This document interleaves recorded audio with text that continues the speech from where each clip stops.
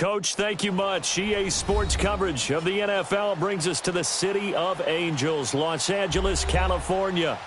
Nothing like the fanfare of introductions to an NFL game, and that was in evidence a moment ago. Fireworks, pyrotechnics, you name it. This crowd is ready as their guys get set to match up between the Dallas Cowboys and the Los Angeles Rams. This is fielded a couple yards deep. And all that work, but he stopped where he ultimately would have been, and he's simply taken a knee, and that's the 25-yard line.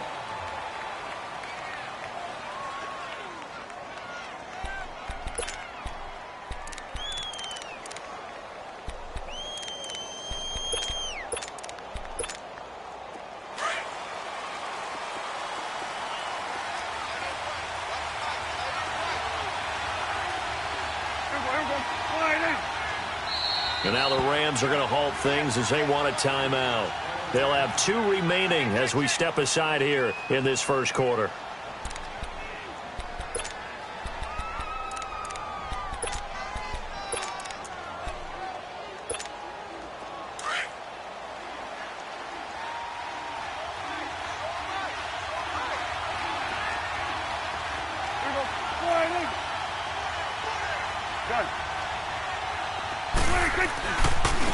Now the first carry for Ezekiel Elliott. And he'll wind up with about 6, up past the 30 to the 31. Despite the blitz, they're still able to pick up a nice solid gain. The disadvantage of blitzing often alters the normal spacing and run fits and leaves creases like they were able to exploit right there. They'll come up now 2nd and 4 from the 31. On 2nd down, Elliott. So a nice job to break the 1 tackle, but not much daylight after that as he's brought down. On the stop was Aaron Donald. Well, that's all about doing the dirty work right there defensively. 2nd and short yardage, that's all about plugging those gaps, not giving a running back a crease to run through, and has a nice job to hold him just a couple and force a 3rd down. An early test, 2 plays in. This is 3rd and 2.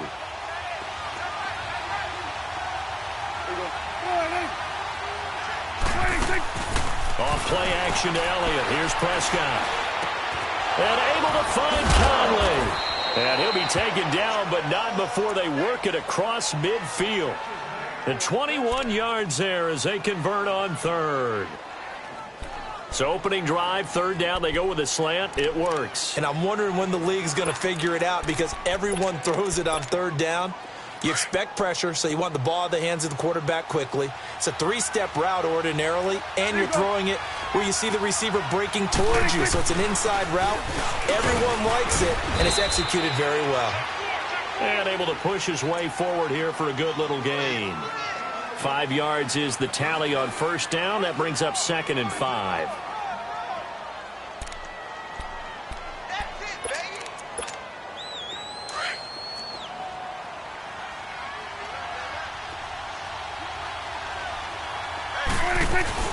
They'll run it now out of the gun. And he's going to fight his way forward here for a modest gain. 5 yards on the pickup, and they'll be faced with a 3rd and inches. One thing to keep in mind, partner, especially in the second half, when you've got a running back of this size and these dimensions, I can just tell you, attrition does set in for a defense because you're excited about hitting him in the first half. Maybe not so much in the second half, and some of these shorter gains turn into bigger runs later. And he's able to get it to the 33. Good enough for a 1st down. Only 3 there on the pickup, but that's enough to move the chains. Had a chance to maybe limit them to 3 if they could have gotten that stop there, but a new set of downs. And with a new set of downs, you got to take the mentality of the whole thing. Right now, everyone's looking at the offense and saying they've got the advantage. The best defenses just say, okay, new set of downs, gives us another chance to make a play ourselves and maybe change things up. A 1st down throw for Prescott. And this time not quite to the 30. It'll be down at the 31-yard line. Give him a couple on the scramble. It's 2nd down. Yeah, he only gets a few yards on 1st and 10, but he's better off doing that than throwing an incompletion or even worse, an interception.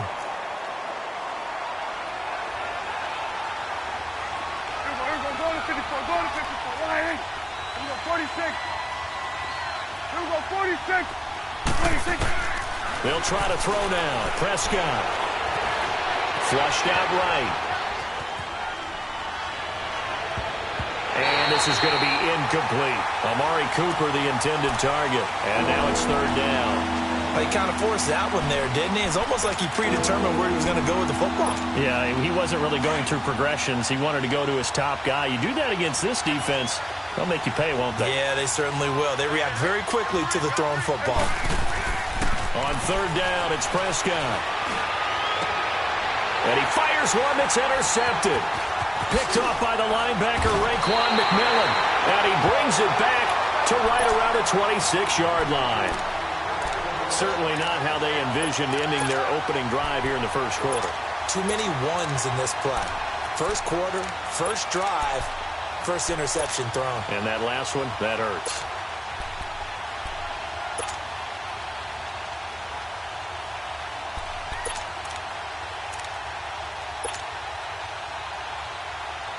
Goff will lead the Rams up here first and 10 at their own 26. Super one. After the interception, here's Goff. It's caught left side by Cooks. And they're going to have this across midfield and inside the 45. That goes for a gain of 31. Here's the first carry now for Todd Gurley. And he'll take this one down to about the 40. 3 yards on the pickup there, and it'll be second down. They tried a quick hitter inside, but that one was swallowed up because what they're hoping, those big defensive linemen will take the bait and move laterally and open up a crease that they can run through. Didn't happen on that play.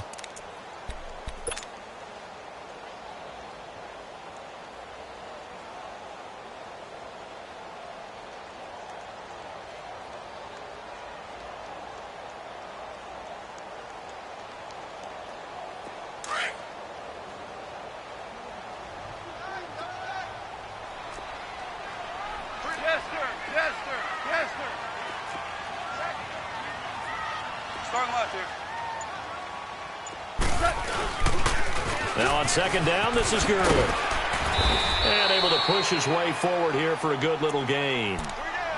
5 yards on the pickup, and that'll bring up a 3rd and 1. Brandon, all things considered, they have to feel pretty good about getting that type of a gain considering the blitz that they just had against them. Here we go.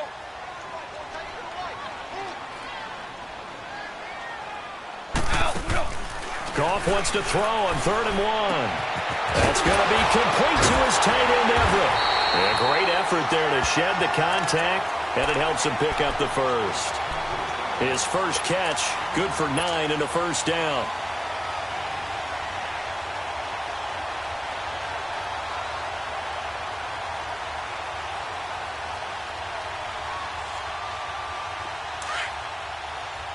We're good. Dula. 20. Check four. Go. Watch quit. On first down, it's Gurley. He's to the 10. And he's going to take this one in for a Rams touchdown. Todd Gurley, 25 yards. And the Rams are going to take a first quarter lead. I know we don't talk about it enough, but the intelligence level of the guys up front blocking, the offensive linemen, maybe the smartest guys in football overall. Add in a little bit of athleticism and a whole lot of toughness, you've got a lot to deal with, don't you? That's why the guys in the backfield get them really nice Christmas gifts, right? If they're smart, they do. And he'll take it back to about the 19-yard line. And now Dallas gets set to take the field. And there are parts of their last drive they'd like to emulate. And, of course, they'd like to forget the ending, the interception. But they did put together, Charles, a nice sustained drive to get him down the field. Yeah, and unfortunately for them, the only thing that matters is part 2, right? Because once they threw the interception and finished off the drive, that does them no good to go back and say, well, you know, we had a good one going. Finish things off. That's the only way you can get it done. It's a 7-yard carry to set them up with a 2nd and 3.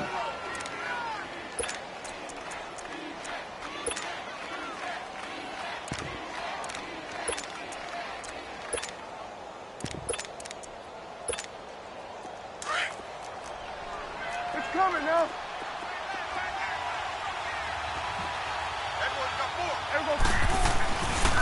The give is to Elliott. And he'll fight forward to about the 27-yard line. In on the stop defensively, Raekwon McMillan.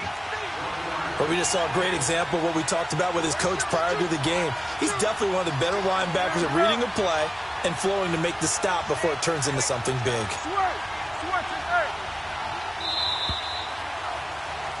Sitting alongside Charles Davis, I'm Brandon Gaudin as it is.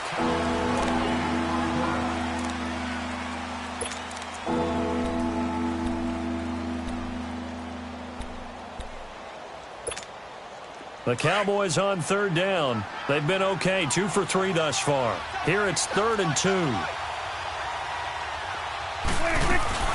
They'll try and run for it with Elliott. Oh, now he bowls him over. And he's taken down but able to slip across the 35. And a gain there of 11 yards. That type of run right there, that just fires me up when I watch it because that's maybe the most underrated aspect of his game. The ability to break tackles and know where the first down chains are and pick them up. He's tough, good pedigree. Dad Stacy was a linebacker at Missouri. Yeah, and how about Mom on the track team? So I think that's where the speed came from. And she's not shy about letting us know that, too. Yeah, he got the best of both worlds. Throwing on first down, but this one winds up to be incomplete.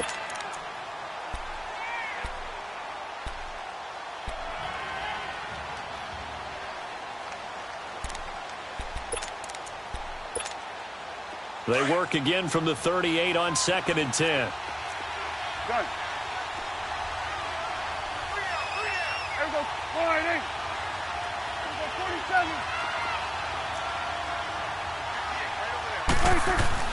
On 2nd down, Prescott again. And this one taken in on the right sideline, but not in the field of play. They say it's incomplete. The throw led him a little too far. It brings up 3rd down.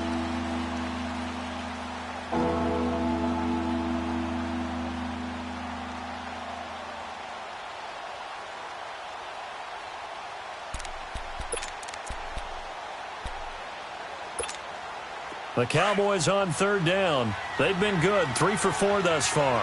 This is 3rd and 10. Done. Here we go. From the shotgun, it's Prescott. Escaping the pressure right.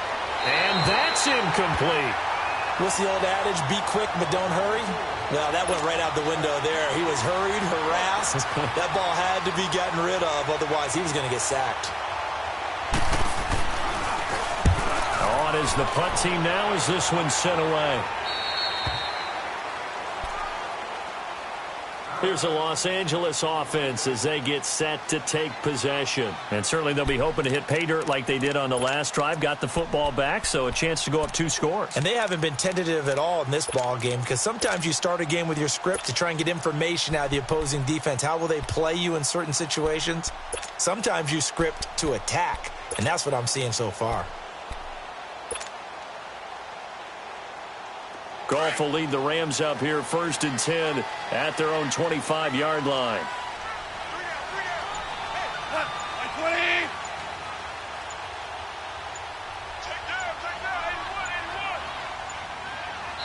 Now with the play clock down to 2, we're going to get a timeout here.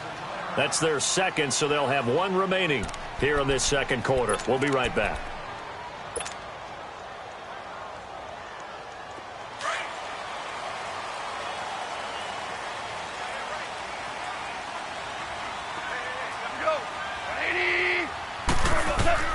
On 1st down, it's gone.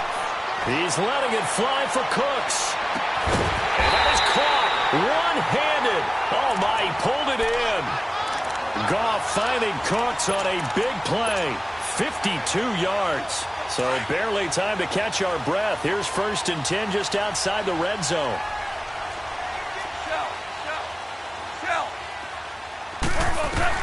Goff on 1st down. Letting one go deep for the... And this is going to be intercepted. Picked off Byron Jones. And a great return as they're finally able to take him down.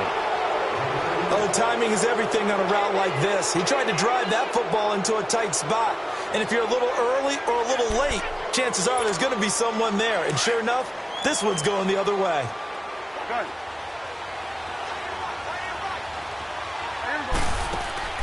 Following the interception, here's Prescott. He's going to go deep for Conley. And now this is intercepted. My goodness. Picked off by Avonte Maddox. I think that interception happened for two reasons. Quarterback gets outside the pocket and panics a little bit, and receiver doesn't make sure he's absolutely in an open spot. So there's a guy lurking, took the ball from him. Yeah, so don't wave your arms, right, as a receiver if you're not wide open. Got to know that you're open. Otherwise, just don't do it.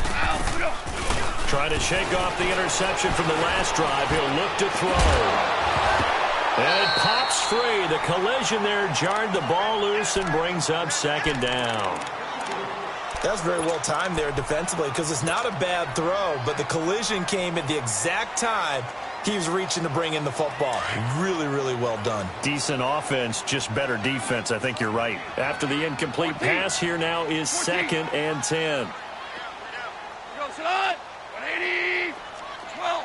12. 12. 12. A shotgun snap for Goff. He's letting it fly for Cooks. And it'll be intercepted. Picked off by Anthony Brown. And now running right through it. And a great return as they're finally able to take him down. So that's back-to-back drives where they've thrown an interception. Ordinarily, we look at the offense and say, what's going on with your scheme? Maybe we should look at the defense and just give them a whole lot of credit. They've got them frustrated right now. So Prescott and the Cowboys now with a 1st and 10 at their own 15. They start on the ground with Elliott. And he'll be taken down, but not before he gets this football out shy of the 30 to the 29. They may want to go back to that one. First play of the drive, good for 15 and a first down.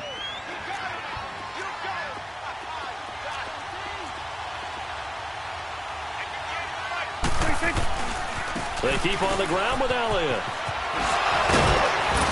Found a little room there as he's up to about the 37. A good run there on first down, and it'll leave him with a 2nd and 2. Something to watch here in week 1 of the season, tackling. Because you and I both know that in the preseason, a lot of these guys don't play a whole lot. Plus, the intensity and the speed really ratchets up on opening week.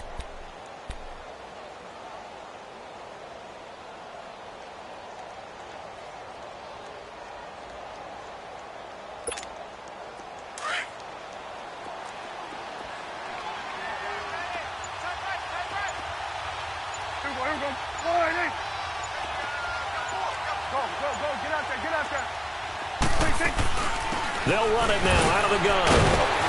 And he'll be brought down right at the 45-yard line. It's a 7-yard gain there, and it's good enough to move the chains. A tough run by Ezekiel Elliott, the 4th overall pick in the 2016 draft. If you watch tape of him in college, you saw plenty of those runs because I know the highlights showed him in the open field breaking away from people, but that's how he wore down defenses, those exact type of runs. 26. Prescott looks to throw on first. Throwing left side, he's got Gronk complete. And he'll be taken down at the 46-yard line. Just a yard on the catch there. It'll be 2nd and 9.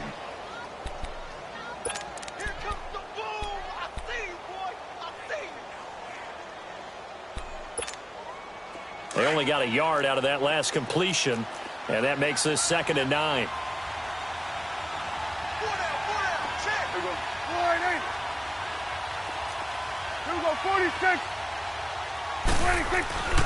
A give to Elliott. And forget about finding a lane. He barely had time to look up before he was planted in the backfield. It'll go as a loss of a yard, and it'll set up 3rd down. 2 minutes to go here in the first half. We're back to the City of Angels after this timeout. The Cowboys on 3rd down. They've converted 3 out of 5 thus far. This is 3rd and 10. Out of the gun, here's Prescott. And Gronkowski's got it, complete over the middle. And he'll be taken down across the 50 at the 45 in enemy territory. A gain of 11 and a first down.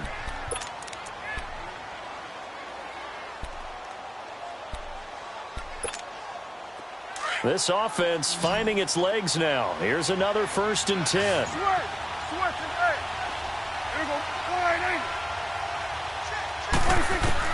On 1st and 10, Prescott. He's going to go deep for Conley. That's going to be caught. And he'll take it into the end zone for a Cowboy touchdown. Chris Conley, 45 yards. And the Cowboys are an extra point away from tying the football game.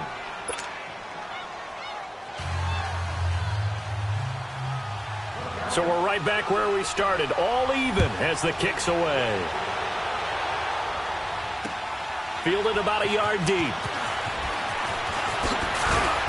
And he's up past the 20 to the 22-yard line. And now out on the field, here comes Los Angeles. And 2 picks thrown here in this first half alone. We'll see how that affects him. Can't wait to see where his confidence is, because the great ones, they'll throw 4 or 5 picks, and while it'll hurt their team, it won't hurt their confidence. They'll think something was just wrong with the ball or the wind or something was funny. It's never about them. That's how they stay so into the moment and into the game. It's complete. This is Todd Gurley. And they're going to get this beyond the 40 before he's taken down. Great way to start the drive. 20 big ones and a first down. Good route, good pickup for first down yardage, and that is a tough one to cover, the angle route, because a running back getting out of the backfield, if you're trying to cover that, especially if you're in the linebacker spot and you're seeing this play develop, he heads out towards the flat first, and that often gets you to overcommit running in that direction. Then he cuts back up inside you into the middle of the field. That's what we did. And for the 3rd time here in this half, it's intercepted. Picked off by the linebacker, Jalen Smith. And the return this time will go out to the 42-yard line. You hear me laughing, partner, and I'm not laughing at the situation, but sometimes you just get yourself into a rut. It's hard to shake yourself out of it. Good starting position for the Cowboys here as they come up 1st and 10. Here you go.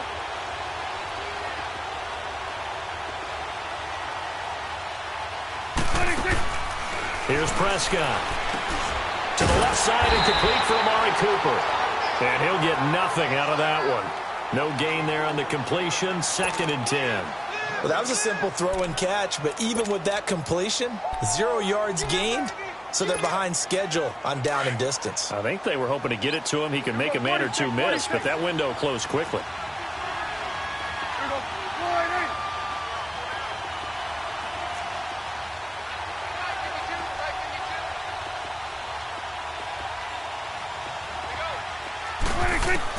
A 2nd down throw for Prescott. A dump off to Elliott. And he'll go down right around the 47 this time. And a stoppage here, a timeout before this 3rd down play takes place, as it'll come with 15 seconds to play in the first half.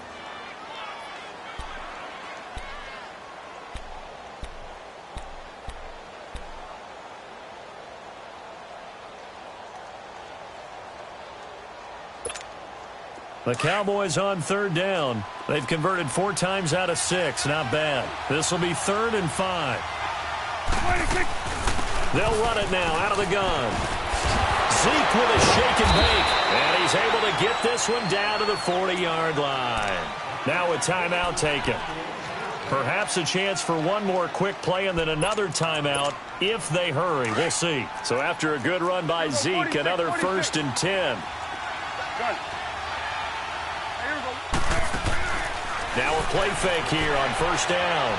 Going to air it out deep for Gronk. Got a man. It's caught inside the 10. And he is into the end zone for a Cowboy touchdown. Rob Gronkowski in the final seconds of the first.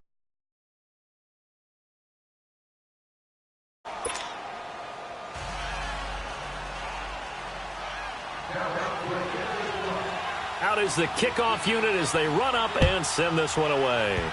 Short kick. One of the up middle, take it down. So we have... All right, we will save the Week 1 highlights and apparently get right back to the action here in the third. Okay, Coach, appreciate it. A one-touchdown game here as we get set to resume play in the second half. Fielded about a yard deep. And he'll get it up to about the 26-yard line just across the 25. And the Rams getting set to go now. They're down here, but very much in this game. What's the tonality of a coach's talk when a game is within striking distance like this at intermission? Typically, what they're doing is emphasizing the things that went well in the first half and wanting more of that. Sure, you've got to go over some of the errors and clean up some things because there's a reason you're down. But overall, I think they want to stay positive, stay up with this team. We're just starting the second half, and we've got the football. Let's go ahead and punch it in, and then we'll take it from there. See how that recipe works. 7 yards on the pickup there, and it'll leave them with a 2nd and 3.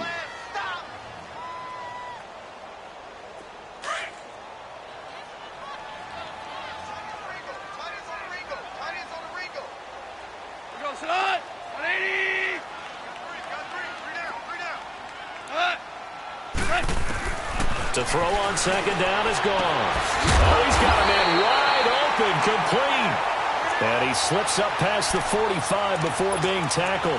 That'll put him at 96 yards receiving now for the game, and he's got a first down as well.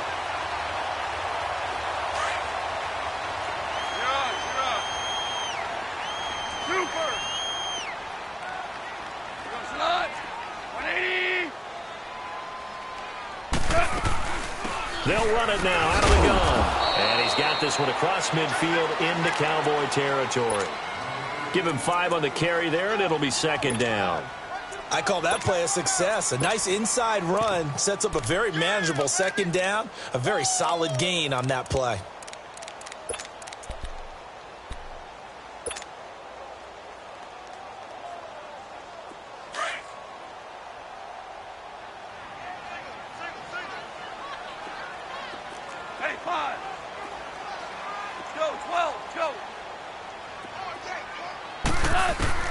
On 2nd down, here's Goff. And he'll be hit as he releases it, and that'll fall incomplete. Oh, that's got to frustrate him a little bit because they nearly got to him there, and it would have been the first sack of the game. Instead, they're able to influence the release, and they did force the incomplete pass.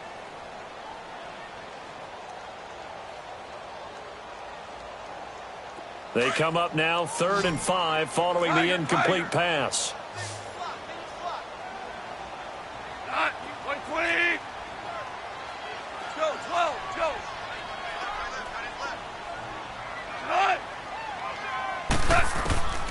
From the gun, here's Goff. He'll get this complete to Cooper Kupp. And they'll get him down as he's inside the 40. First catch of the new season for him, and he picks up the first. I think it all came together there. In-breaking route, drove it with excellent pace. Money throw right there to move the sticks. So here's a 1st and 10 at the 38. They go play action here on 1st down.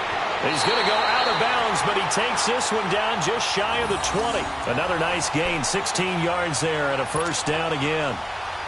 If you're running out route, it's likely you're going to end up near the sideline. And what did we just see there? Toe tap. You got it. The benefits of practice. Toe tapping, foot dragging, picking it up, and making sure it was a catch.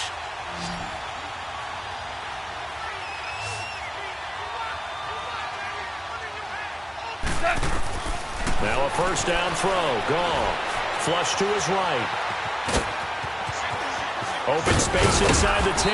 And he gets it all the way down to the 3. Another big gainer that time. This one goes for 19 yards. Looks to me, partner, like he's learned a little bit because earlier in the game, I think he was trying to force a lot of throws into his windows that just weren't open. Yeah, the interceptions had plagued him, especially a 2nd interception, really a bad throw. So maybe a better decision there. Yeah, no doubt about it. I think he learned from earlier in the game, and he's applying it now.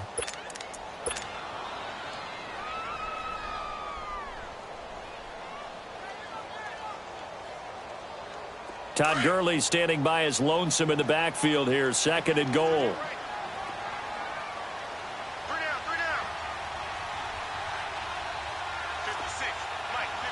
Super one.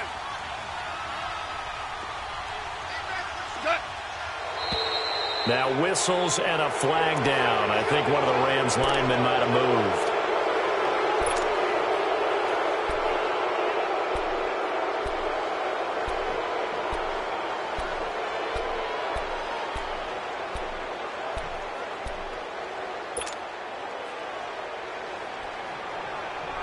Things made a little more difficult after the false start as they try again on 2nd and goal. Lift. Lift. Lift. Lift. Sponge. Go. Go. 12. Go.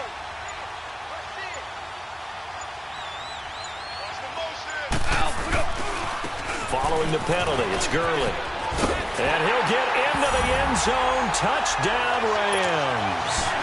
Todd Gurley, already his 2nd touchdown here in this opening weekend. And the Rams are an extra point away from tying up this football game.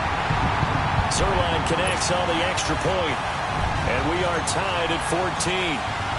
So all square here in this 3rd quarter as the kick's away. And they will not get a chance to return this one as it's through the end zone for a touchback. The Cowboys offense now, they head out for their first possession of the 2nd half. First half showed us some pretty good offense. Tie game, we'll see what the 2nd half brings. And it'll be interesting because I think both sides feel pretty good about what their offenses are doing.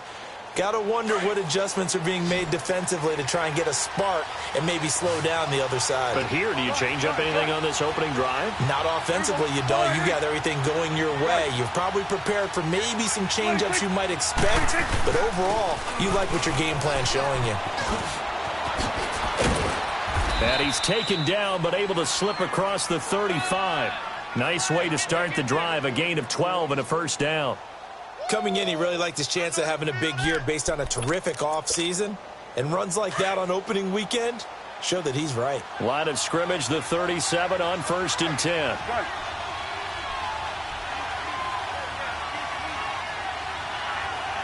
Here you go.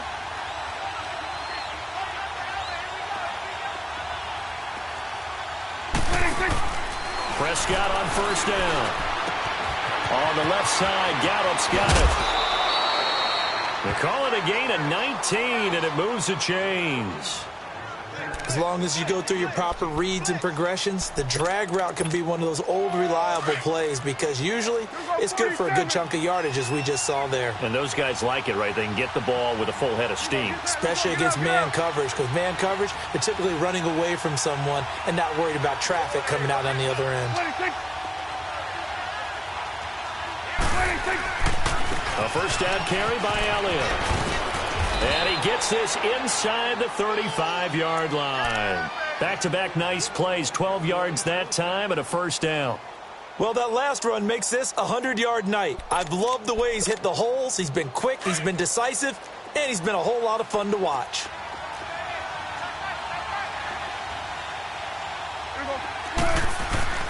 Running game working. They'll stick with it on first down. And inside the 20 before he's brought down.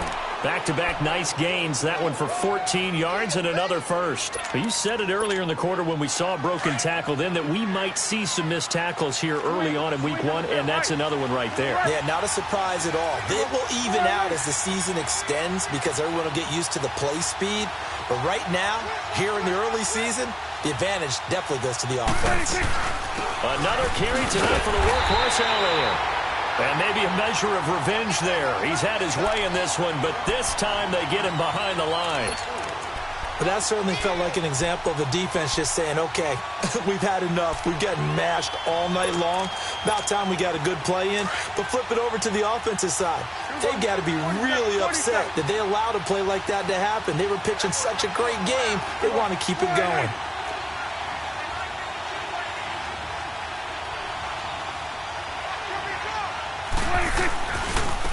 Now Elliott, and he's going to lose yardage and be backed up to the 25. It'll be a loss of a full 3 yards there, and it also brings up third down. From our vantage point, that was just one bad play by the offensive line in a series of really good ones tonight. But I know that they're going to be really ticked off. It's a lot like a baseball pitcher losing a no-hitter late in the game.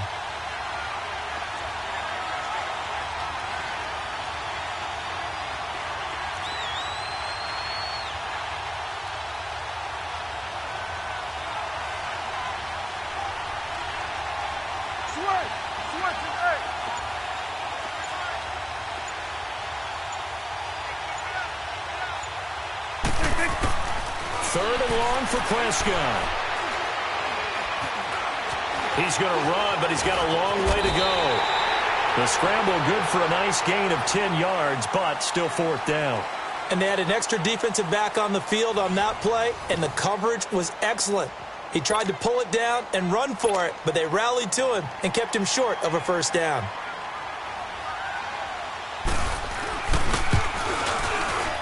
And this one is right through.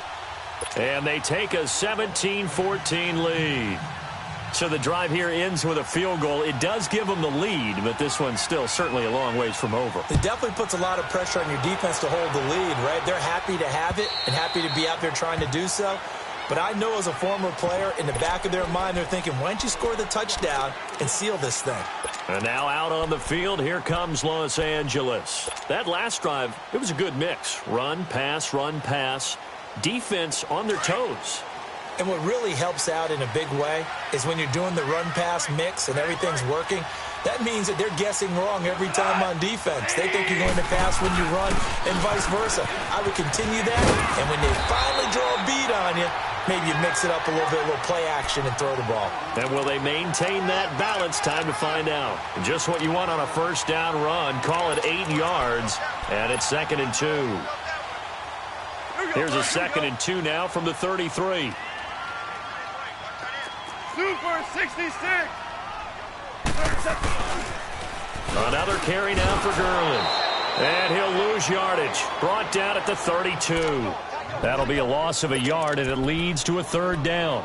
Oh, partner, that play brought back memories. Watching them string it out, letting the runner get all the way to the sideline area, but not letting him get out of bounds. They formed that picket fence and didn't allow him through. Not only that, got him for a loss as well here. And one of the reasons they lead in the fourth quarter, plays like that. Yeah, it took a little more time off the clock, making him do it that way, didn't it? Now throwing on third down there, but he cannot connect. Well, it's easy to see when we review this that the ball needs to come out quicker, because if you don't throw it right on the break, you bring a crowd of people into the equation. And that's why it got knocked away there. On is the punter, Hecker, as he gets this one away. Nowhere to go that time. It's a 46-yard punt with a loss on the return. And the Cowboys will take over the football with a 1st and 10.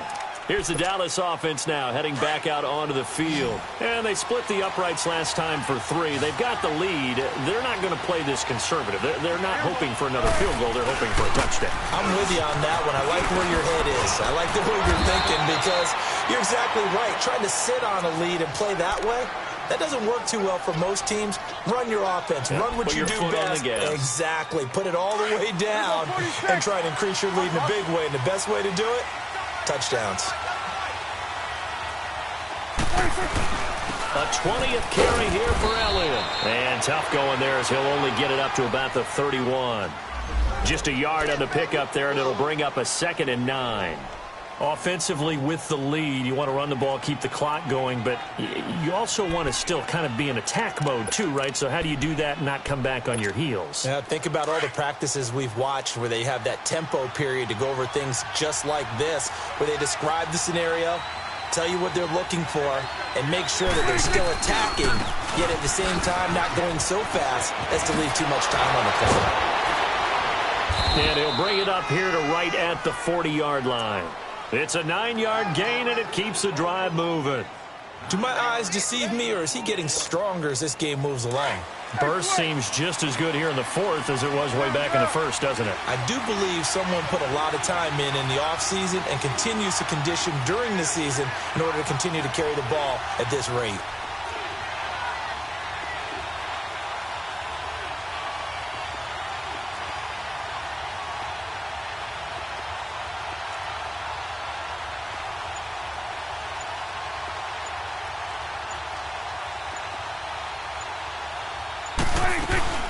They'll run it now out of the gun. And he takes it past the 45 and down at the 46. It's a 6-yard gain on the ground, and that'll make it 2nd and 4. Oh, that's one to warm the hearts of all those old-school football players, isn't it? Tough, hard, gritty run, got behind his pads, bowled over a few people. Look at that one, right up the gut. Saw it through 3 quarters, no reason to lighten up now.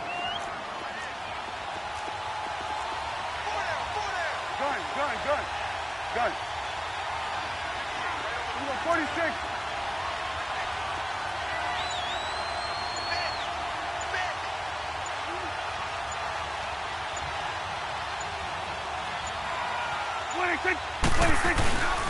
Elliott.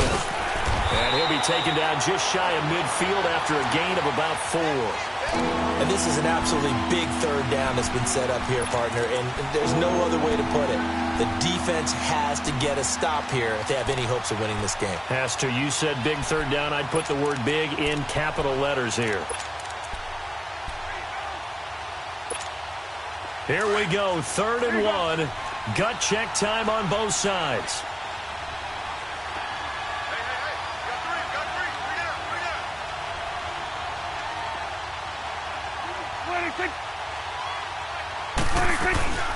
They'll run it now out of the gun. And he's got the 1st down yardage as he takes it down to the 49. And now the Rams are going to halt things as they want a timeout. It's just their first. They'll be down to 2 remaining as we step aside here in the 4th quarter.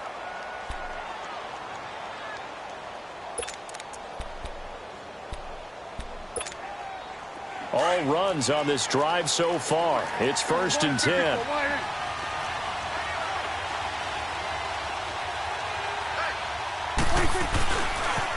They'll pitch it out to Elliott. And he's going to take this one across midfield and into Ram territory. And this defense here going to burn their 2nd timeout. But you can also factor in another timeout that they'll get when the clock stops at the 2-minute warning.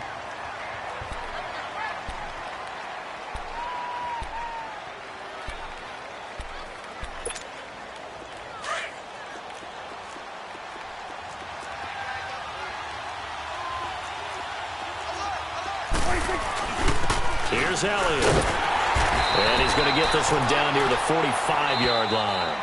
And now here comes the 3rd of their timeouts defensively.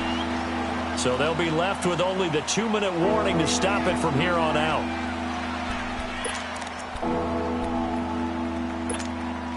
One of the bigger plays in the game thus far. The crowd getting into it as we come up on a big 3rd down.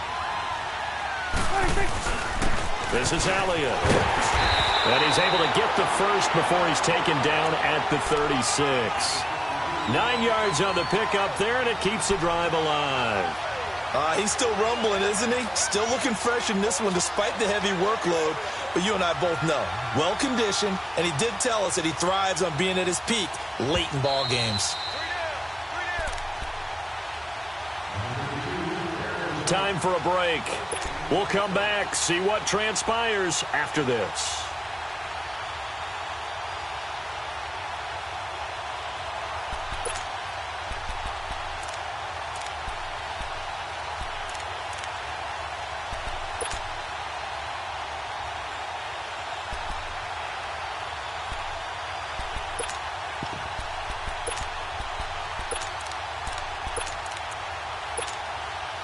Not totally home free yet, but it's looking good as they come up 1st and 10.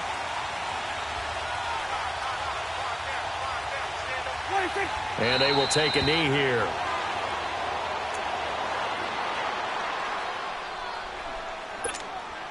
This drive's taken more than 3 minutes off the clock already as they come up on 2nd down.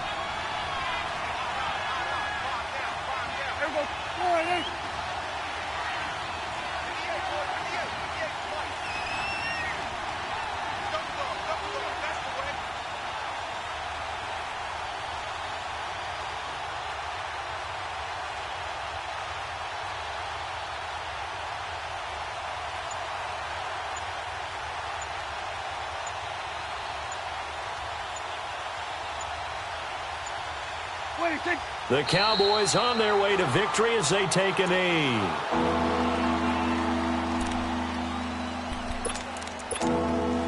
This offense 2 for 2 on third downs on this drive. They're in for a tough test here, though. Third and long.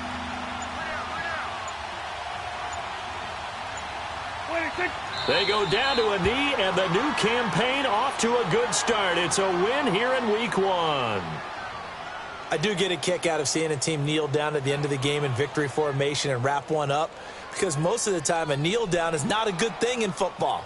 In this case, it's the best thing for the team that's winning. Best thing week 1 and 1-0 after going down to that knee.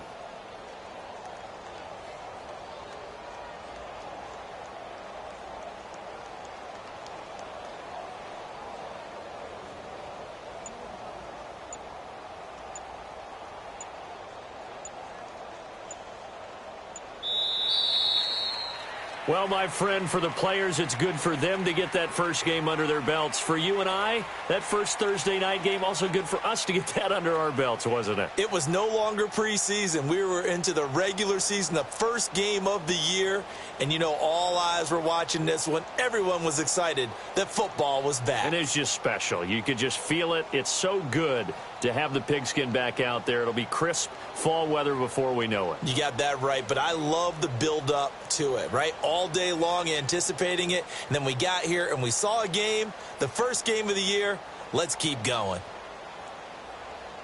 So for Dallas, they start the season with a great win on the road here in the Thursday opener. And they'll get a few extra days to savor this one before they take on the Philadelphia Eagles. Meanwhile, for Los Angeles, they go down to defeat here in the opener. And they'll be at home next week for a date with the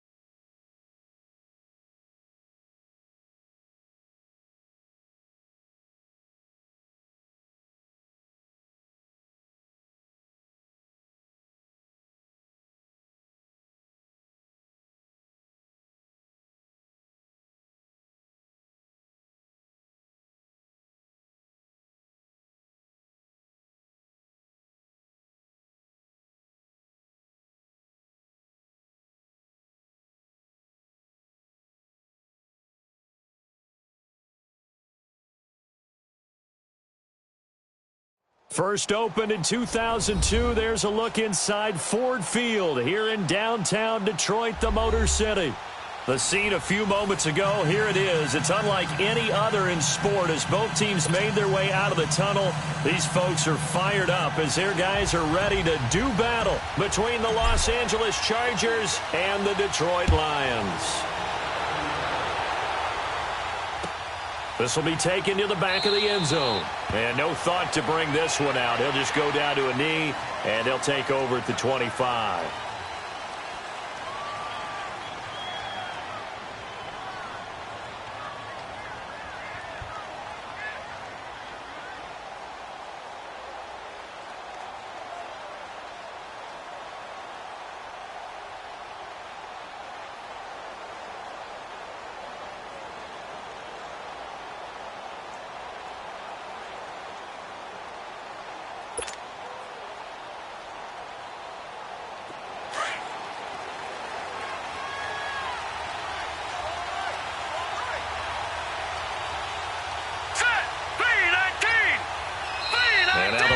Going to stop us momentarily as they call a timeout.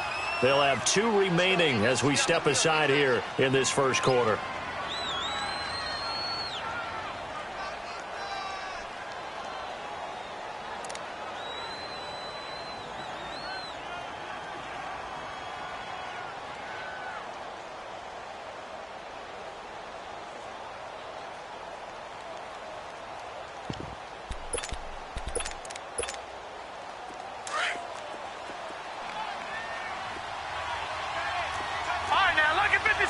Lucky 56.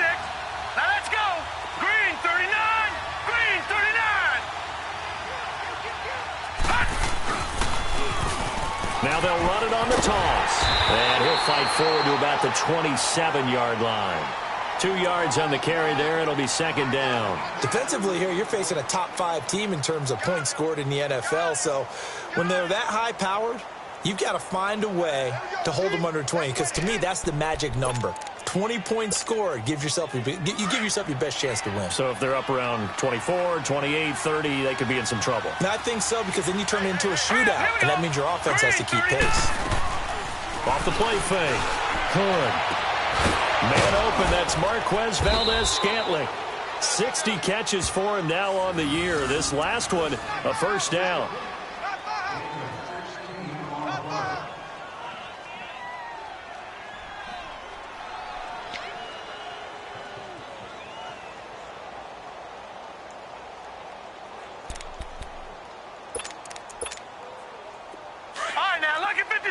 Lucky 56.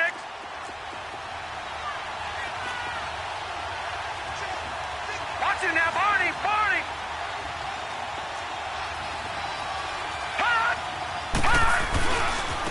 Now a handoff looking right. Looking for a crease, can't find one. Stopped at the line of scrimmage. No gain on the play. It'll be second down.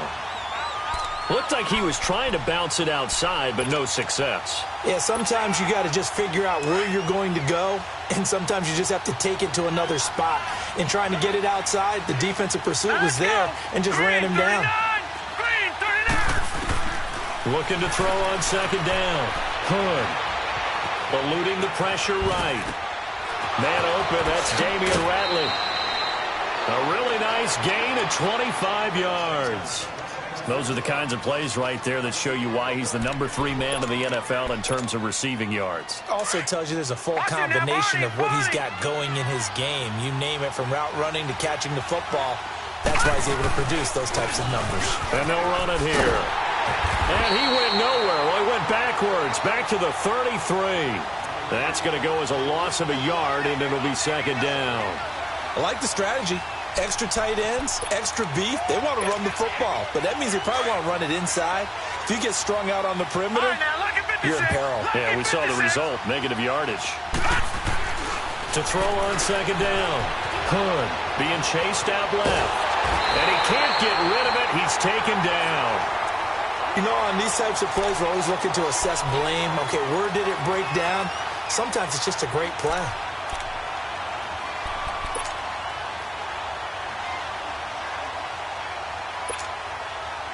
3rd and 15 here after the first and second down plays went in the wrong direction.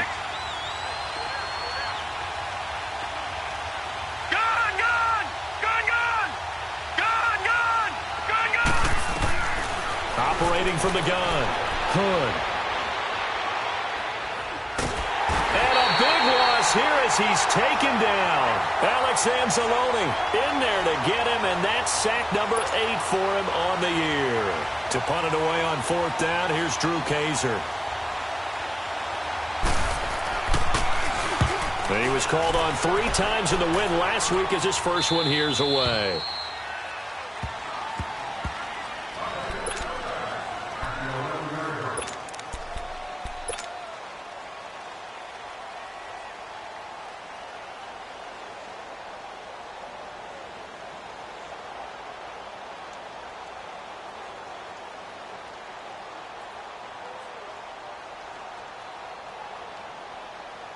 Stafford and the Lions now have it.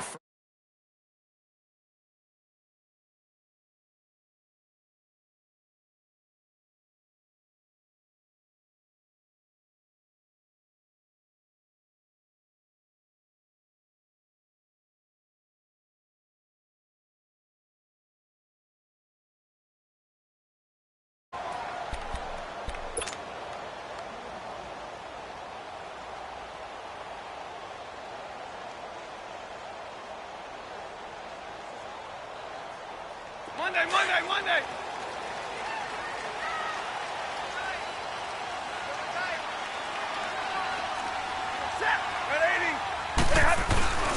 The first carry now. This is Johnson. And he'll get this one up to about his 14. A gain of 3, 2nd down. What's the old expression, 3 yards in a cloud of dust? In this case, it's dust-covered pellets. It's no longer that old grass that we used to play on, right, and chew it up. Now we've got that artificial surface. You see the pellets go up. Still a nice play by the defense.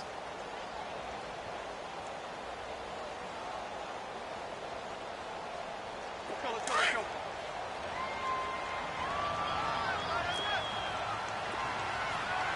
Set. Blue 60. Hey, red! 21! Zebra! On 2nd down, Johnson. And they see right through that defensively as he'll be hit and taken down to the backfield. It'll go as a loss of a yard, and it'll set up 3rd down.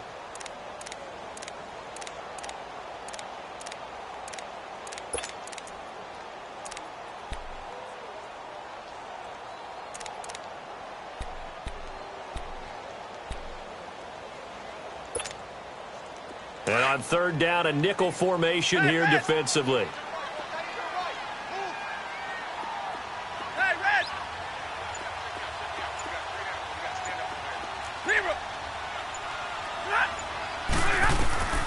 A shotgun snap for Stafford.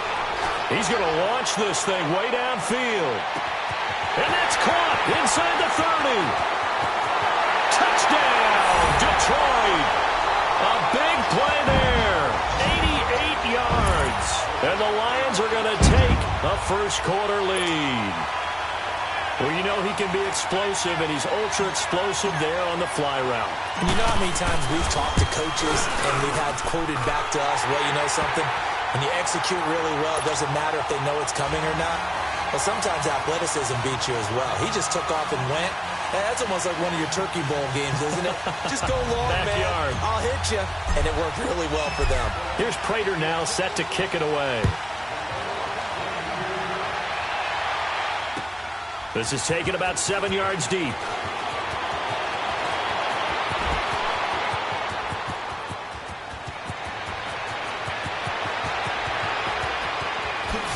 And this is going to be a Charger touchdown. As his guys are in for 6. And the Chargers are an extra point away from tying this thing up. And as we've talked to special teams coaches, that theme of being aggressive continues to come through, doesn't it? When they moved the kickoff back to the 35, it was going to cut down on the number of opportunities. But if you've got a special guy You give him the green light no matter where he fields in the end zone. And in this case, it paid off handsomely. He fielded it deep in the range of emotions. Maybe like, oh, no, don't. And then all of a sudden you see him break it. And you're like, yeah, way to go. Yeah, sometimes you have to remind your head coach that he approved the green light for bringing it out from deep in the end zone. And that's exactly why he did.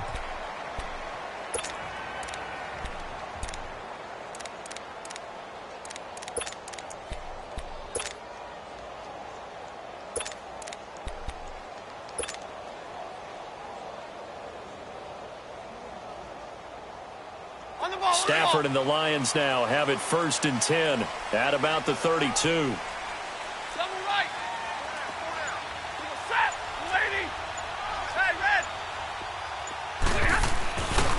And they'll start the drive on the ground with Johnson. And he'll get this only up to about the 35. Give him 3 on 1st down. It'll set up a 2nd and 7. When we see those runs to the perimeter, when we see those runs to the edge, we think about big breakers, don't we? In this case, it was a modest gain, but it does open up possibilities here on 2nd down. Here's Stafford now on 2nd down. And the Chargers rush is going to get there. Down he goes. Vic Beasley coming hard on the blitz. He dumps him for a loss of 8.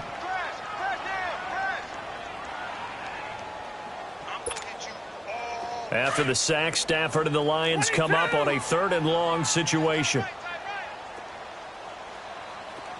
Hey, tag 50 left. Double right. Hey, go here. Hey, hot. Hey, hot. From the gun, here's Stafford. And this one is incomplete. You can tell they were hoping for a flag there offensively. Several on the sideline motioning, hey, why not a penalty? Why not a penalty? What did you see? Yeah, I think you've got to let them play, and the officials are instructed. If there's contact coming from both sides, no flag. Let them fight it out. And forces 4th down.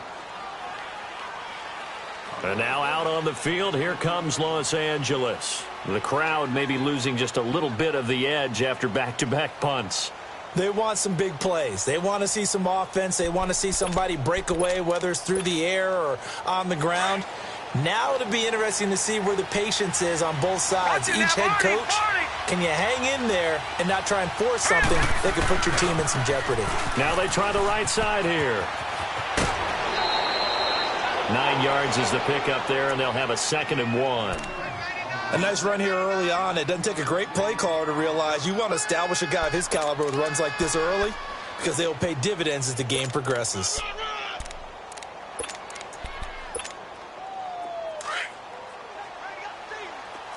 Detroit!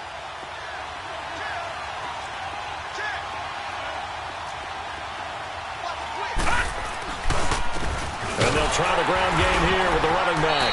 And he'll get it out near the 40 to the 39. Only a gain of a yard, but that's all they needed, as that's going to move the chains. I know what you're thinking out there. I know a lot of you are thinking, take a shot downfield. It's a great spot for it. I'd say maybe later in the game, definitely in the 2nd half. But right now, I think they were just trying to get some momentum built. Get a 1st down, pick it up, and keep moving. Back now to begin the 2nd quarter with Charles Davis, Brandon Gaudin. It's the Chargers here with a football, and they've got it here with a 1st down. So from the 39 now, they'll come up on a 1st and 10.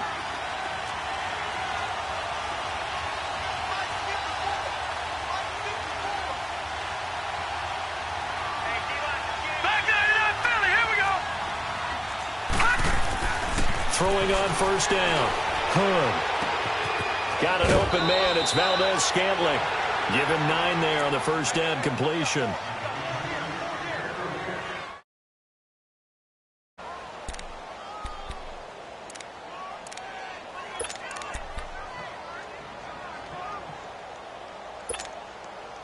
That last catch short of the marker by just a yard leaves him with a very manageable 2nd and 1.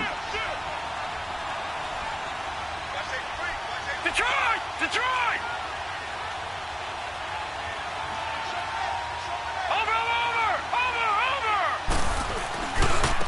Now a handoff looking right.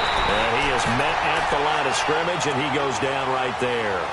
Denzel Perryman there to bring him down. Well, that didn't appear to be a run blitz. He just darted in once he saw the run develop. That appeared to be a case of see ball, get ball. Leopard!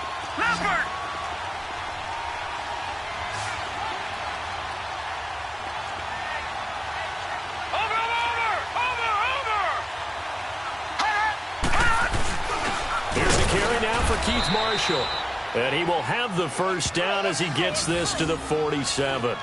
Just 4 yards on the pickup, but that's good enough to extend the drive. A couple of first downs on the drive already, as they'll go from the 47 now on first down. Back 99 Philly, here we go.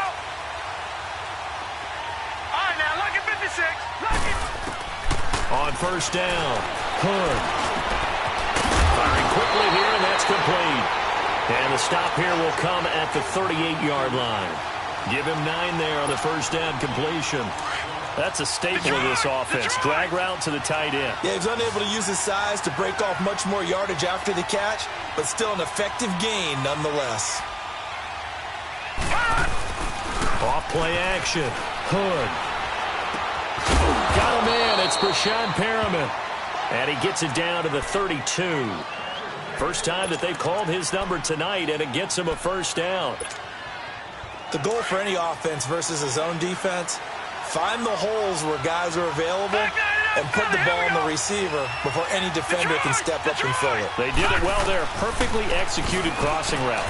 Throw right side to Perriman, and it's caught. And he's got this down almost to the 20 before he's dropped. The Chargers passing game rolling a bit here. They've got another first. Clock running, under 4 to play now as they come up on 1st and 10. Gun!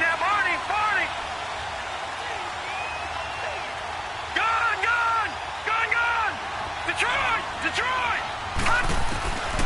From the gun, Hood. Buying time to his left. Looking left side, and he's got a man. It's Hodges. And they'll get this down to the 10. Back-to-back 11-yard gains, and they've got another first down. On any given pass play, you never know exactly where your exit points are going to be. On this play, he was flushed to his left, still on the run, able to accurately throw the football for a nice first down.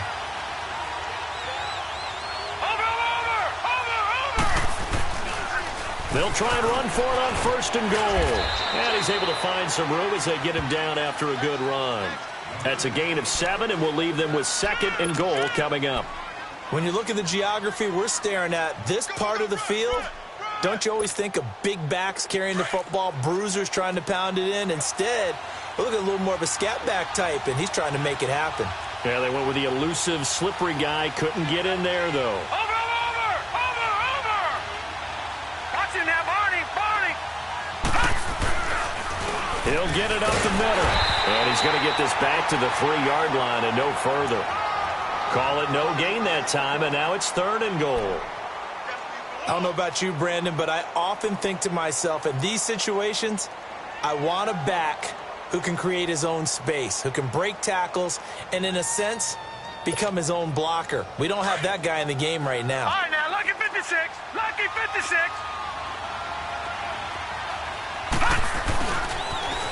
Now they'll run it on the toss. And he's into the end zone. Touchdown, Chargers. A great play there. Touchdown number 22 on the season. And the Chargers are able to strike for 6. No real hesitation from Anthony Lynn. They're going to go for 2. Gun! Looking to throw. Hood. And that is caught for the 2 points. He hits the big target for the 2-point try. Defenses hate those guys, especially around the goal line. It's hard to decide who you're going to put on him. Are you going to put a smaller corner on him? Are you going to put a safety who doesn't have maybe the same coverage skills? How about a linebacker? He may have the size, but he's not used to really covering in space. That's why the tight end gives you such a great advantage when you're throwing the football. And Detroit getting set to go now. Even though they might not find the number 1 seed next to their name come playoff time, there's not going to be very many teams, if any, entering the playoffs on the kind of run they're on. They're hot. And I love that word, hot, because every team in the league wants to go into the playoffs on that uptick. because a lot of the time you serve notice to the rest of the league that, hey, we're the team you need to deal with. We're the team that's going to be a real problem for you. And if they can continue this streak, they could very well be that team and gain that confidence that they're seeking as they head to the playoffs. And confidence, that's the word I would use from our meetings with them. They said we're playing our best football right now. It is showing. Now, the first play of the drive there is incomplete. It's been my observation there's been a nice variety of play calling defensively. You and I often talk about an offense's ability to keep a defense off balance with what they're doing. I think the converse has been true in this game. Yeah, I think you're right. They seem to have gone off tendency quite a bit, but only the second quarter, a lot of time to change things. Once again, they'll come up on the 26-yard line, 2nd and 10. Hey, 22! You ready? You ready? 4 down, 4 down. Let's get this ball back for the offense. Ready?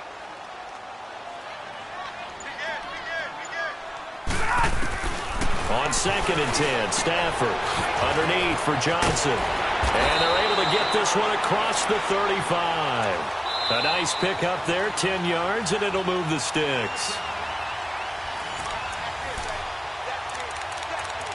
2 minutes remain here in the first half. We'll come back to Ford Field after this.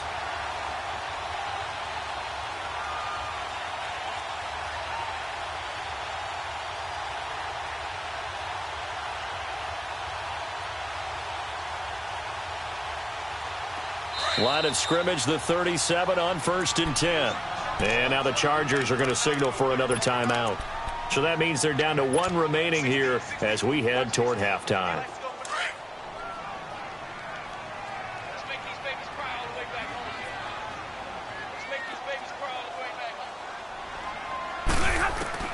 On 1st and 10, Stafford. Oh, nearly a disaster there on the check down. But they'll get it back.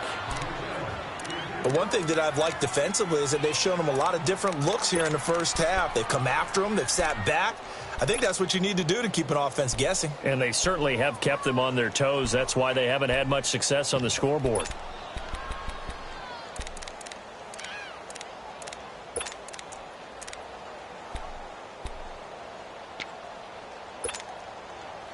So now 2nd and 10 after the incompletion on 1st down. Jumbo! 21! To throw again, Stafford. And he'll get up to the 43-yard line. The reception good for 7. It's 3rd down.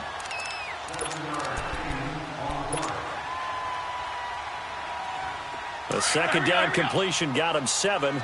Now here's 3rd and 3. We got 4 down, tag 53. Hey! Check it back. Throwing again is Stafford. And a quick throw here, that's complete. And he's got the 1st down yardage as he takes it down to the 49. He's got his first catch here before halftime, and it goes for a 1st down.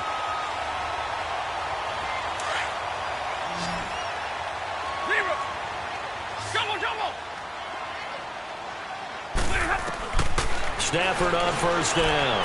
He's going to sling this deep downfield. And it drops down incomplete. Thought he might have had it. Instead, 2nd down.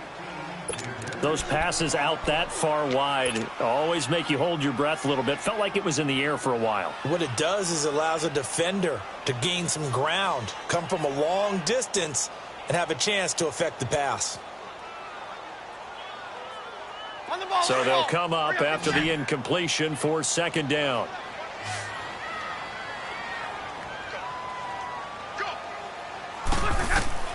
Throwing again. Stafford into double coverage, and it's intercepted. He's picked off at his own 46. And they take over. They'll set up shop at the 46-yard line. How about the big boys snagging one? You don't see that every week. No, you don't, but a lot of them are just reliving their old dreams, going back to when they were in youth football and in high school. They didn't always play defensive line. Some of them actually handled the football, and you can see the flashback when he grabbed that one. Throwing to start the drive. Hood, throw left side complete. That's Hodges. Just a yard on the catch there. It'll be 2nd and 9. And, partner, I think that was a great example that not all tight ends are created equal because everything was right. Got the completion, but he's not one of the more dynamic guys in the league. So even though he caught it, couldn't turn it into much more. Detroit! Detroit! Gone! Gone! Gone! Gone! Gone! Gone! Gone! Gone! Looking to throw on second down. Hood. Looking left side, and he's got a man. It's Hodges. And the stop here will come at the 38-yard line. 8 yards on the completion, but now they face third down. One thing you're hoping for when you run drag routes, you're able to hit a receiver in stride, and he can pick up a lot of yardage after the catch. But in this situation, the defense was effective, able to stop him before he could get a good head of steam going. So 3rd and 2. This quite possibly 4-down territory, though, if they're stopped. Now they'll run it on the toss. And he will have the first down, but he winds up paying for it pretty good. Give him 3 yards and a fresh set of downs. Just about every coach we talk to says the crowd shouldn't affect us. That shouldn't be an issue. And then the next breath they talk about taking the crowd and taking them out of the game by picking up first downs and keeping them at bay. I think we just saw an example of that there, didn't we? Important to do, especially early in the game like they have. And brought down, but not before they're inside the 25. It'll go as a gain of 11 and a Charger first. And we're going to get a timeout with 2 seconds remaining in the second quarter.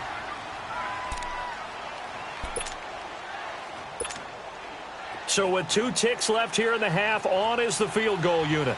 From the left hash, this will be a 41-yarder. And his kick is good.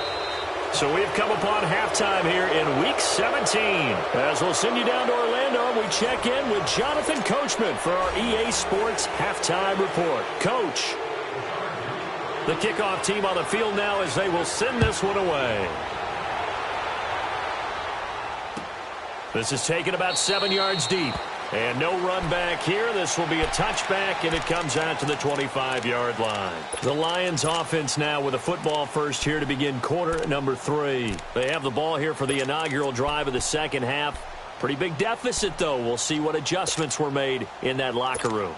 And I never want to make something more important than it actually is, right? I don't want to create more hype than what is there. But this is going to do that? I'm doing it, though. This is a really important drive. And we often talk about teams scripting plays to start a game. A lot of them script to start the second half, too. And they're scripting something that they expect to get them into the end zone and back into this game. We'll see if that script is a good one for them. And he stopped immediately there. Making the stop there, Danielle Hunter. They tried to run it to the short side of the field. There just wasn't a whole lot of room to work with. Yeah, it seems like things just kept getting strung out towards the sideline, and he kept looking for a spot to dive up into the gap.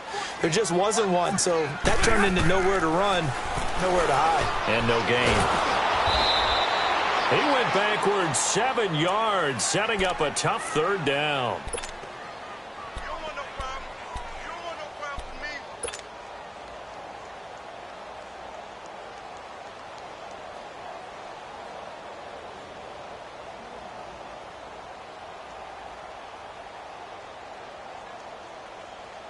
This offense in desperate need of a conversion as they come up on third down. Set. Lady.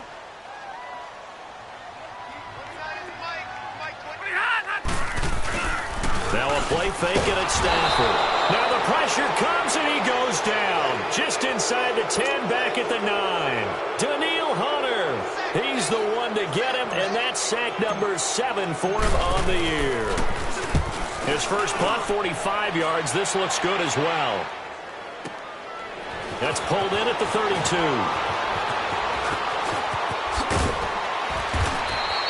Well, he wasn't too far from breaking that. Officially, give him 15. And it'll be Charger football here as they take over. Now we'll look at the Chargers offense. They get ready for their first possession of the second half. They were able to get the ball back here, didn't surrender any points. Now they'll look to add to that lead. Now, how about the boost the defense gave them? Going right out on the field, shutting them down, not giving up any points, and turning the ball back over. They want to do their part now and show them a little respect and some gratitude by scoring some points. And to get a little more cushion. They're throwing to start the drive, but that one incomplete. An incomplete pass on first down. That leads to a 2nd and 10.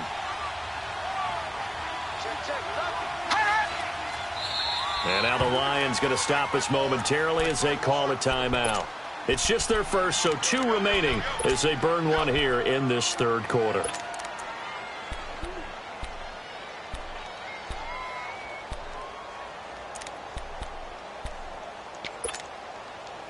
So they'll come up after the incompletion for 2nd down.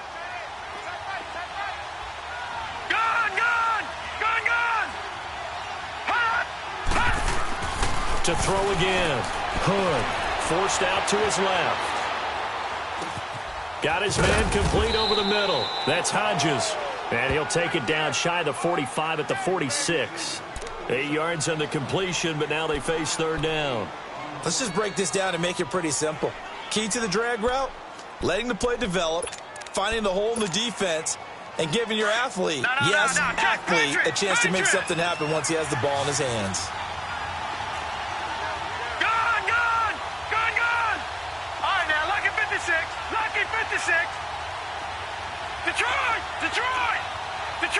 Detroit! On 3rd and 2, Hood. He's going to go for a big play downfield. It's caught at the 10. They're able to convert on 3rd down, and that sets up a 1st and goal. Okay, 3rd and short, the mindset of the defense, probably playing the run first. But if you're playing any type of pass coverage, tight coverage, press coverage, and offenses often convert their routes at that point and go farther downfield. And that paid off in a big way for them on that one. A big-time catch downfield.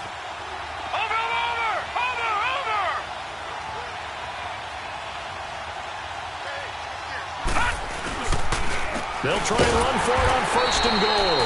And it's been like this all night long. Nowhere to run as they stop him behind the line. He'll wind up losing a yard on the play, and it'll be 2nd and goal.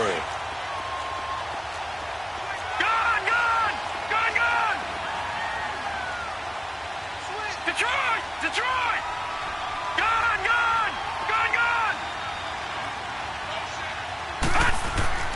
Back to throw. Hood finding his safety valve here. That's complete. And he's going to be brought down just shy of the 5 at the 6. They get only a yard there. Now it's 3rd and goal. I know most of the time when the ball's in the air, you're thinking wide receiver, tight end, but running backs, they can be a big part of any passing offense nowadays.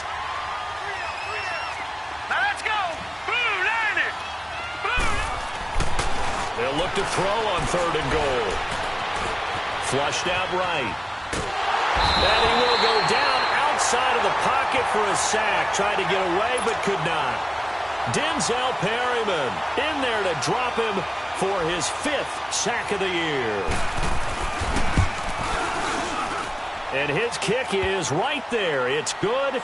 And that will open the lead up now to 20-7. They had it 1st and goal, 3 attempts, couldn't get it in, so they settle for 3. Yeah, the field tends to shrink a little bit the closer you get to the goal line, doesn't it? It doesn't sound right. It sounds a little counterintuitive.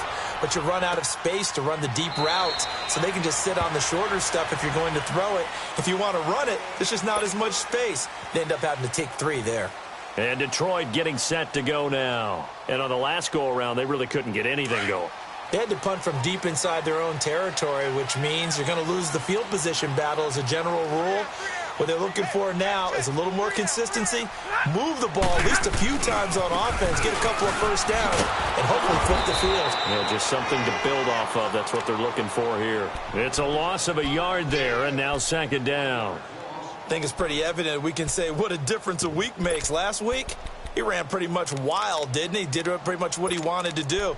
But this one, they've stopped him cold. That, to me, that's good scouting and even better execution. Yeah, and they stopped him behind the line right there. They obviously watched the tape a few times and made some adjustments. After the loss to start out, here's 2nd and 11. 11.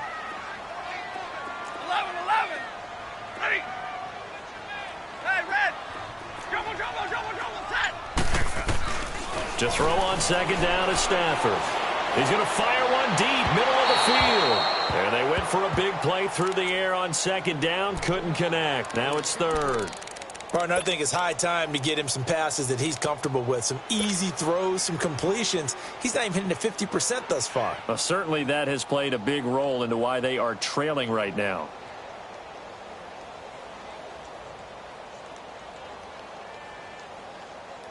This offense in desperate need of a conversion as they come up on third down.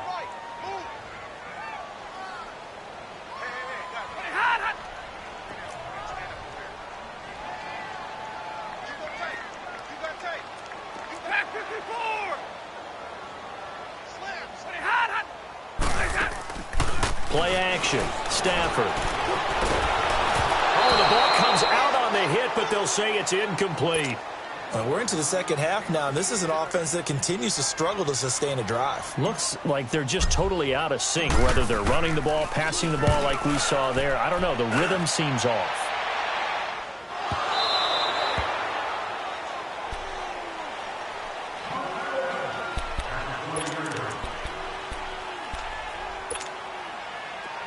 Watch him now, Barney! Barney!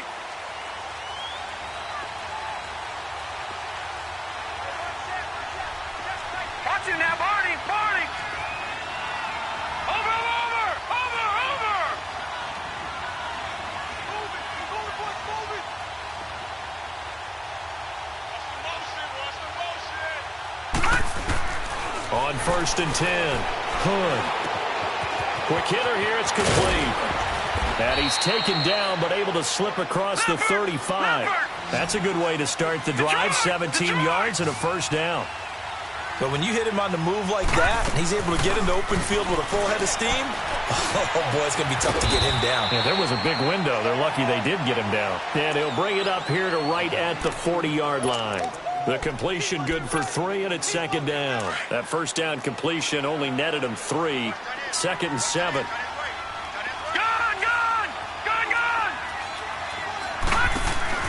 Off the play fake.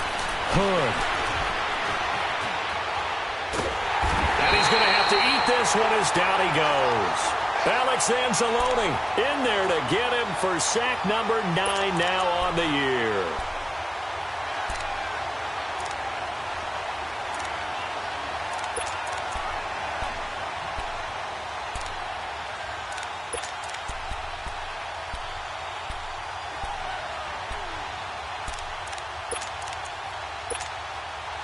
The Chargers on third down. They've converted 4 times out of 6. Not bad. This is 3rd and 10.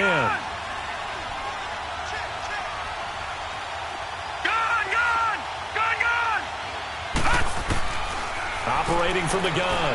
Hood. He rifles one that's intercepted. Picked up by the linebacker, Jared Davis. And he'll get this back to the 32-yard line. Well, this is a defense that can confuse even the best of quarterbacks with their zone schemes. And here you've got a linebacker that's going to stay at home and just sit down in that zone. And this one basically comes right to him. From the 32 now, here's 1st and 10. Hey, 22!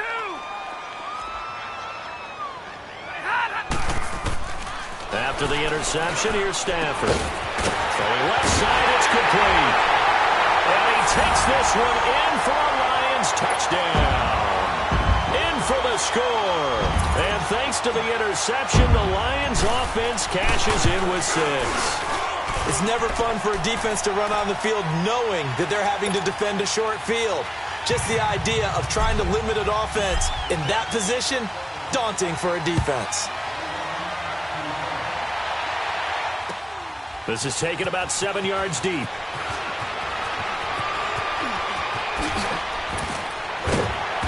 And all that work, but he stopped where he ultimately would have been, and he's simply taken a knee, and that's the 25-yard line. And now out on the field, here comes Los Angeles. And following the interception, just any interception, are you a little bit more cautious when you start that next drive, or no, you just throw that out the window? I think you are. I don't think that there's any way you can run back out there and go, totally didn't affect me. Let's just go ahead and be loose with the football again.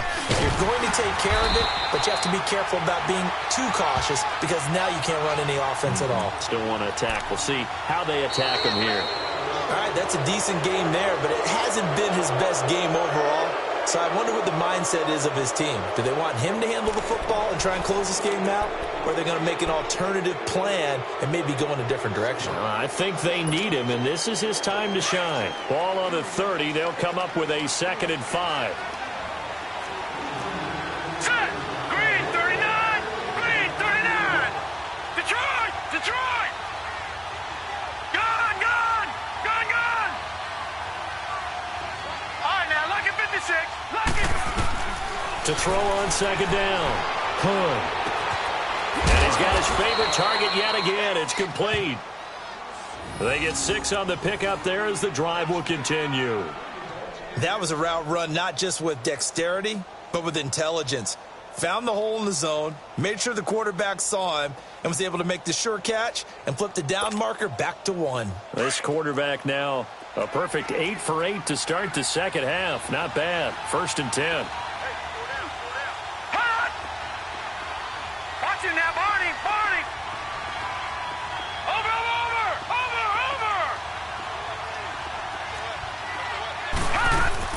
They'll run it now out of the gun. It's a 6-yard pickup, and it gets him to 2nd and 4. Now, I'm guessing you'd say this is kind of the key here. Grind out some yardage, work on that clock, see if you can continue to tick it down. Definitely. You want to bleed things out at this point, right? Continue to possess the football, gain some yardage, and put the onus on the defense. Do they have to use timeouts? What are they going to do to stop you? You're taking charge. Detroit! Detroit!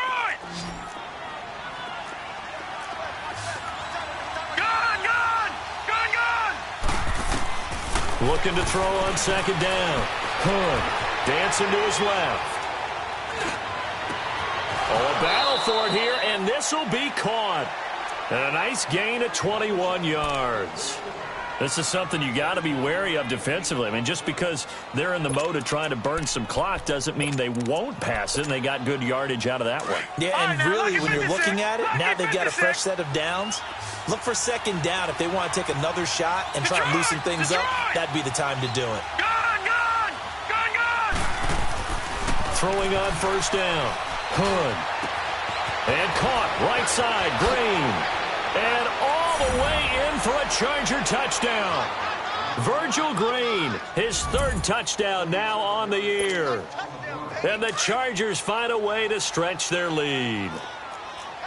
So it goes for a rookie quarterback. He had the INT earlier in this first half, but he bounces back with a touchdown pass.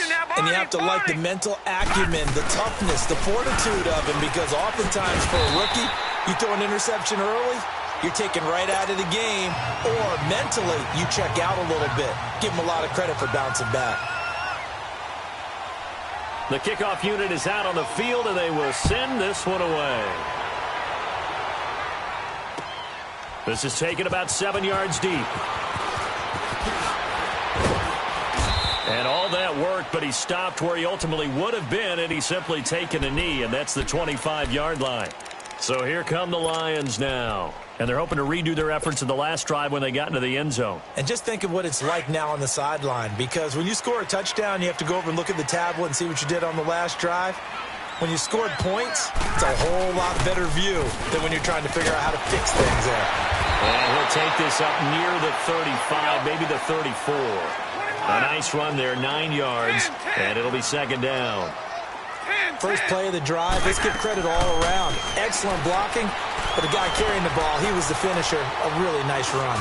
Looking deep downfield. And he's unable to grab it. Thought he might have had position, couldn't hold on, 3rd down. Well, this secondary has done such a good job of frustrating these receivers tonight. Another example right there on the deep ball. Sometimes when the sun goes down and it's just the bright lights in the stadium, there's a little extra spring in their step, doesn't it? And that's what we're seeing from the defenders. Doesn't matter whether it's man or zone, deep ball, short ball. That was a deep one there.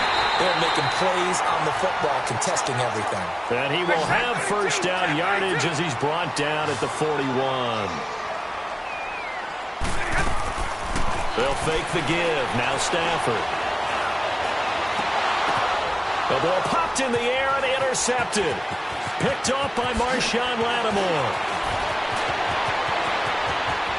And he brings this one back. It's a pick six and a Charger TD. And that one will pretty much erase any hopes of a fourth quarter comeback. With emphasis, interception, return for touchdown. Door closed, locked, reinforced. So they throw the pick six. They'll get another shot at it now as this one's in the air. This is taken about 7 yards deep.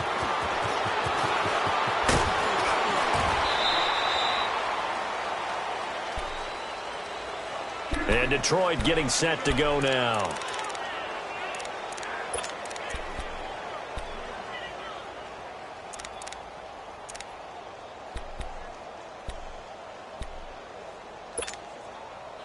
Stafford and the Lions now have it 1st and 10 at their own 26. Wait, 7.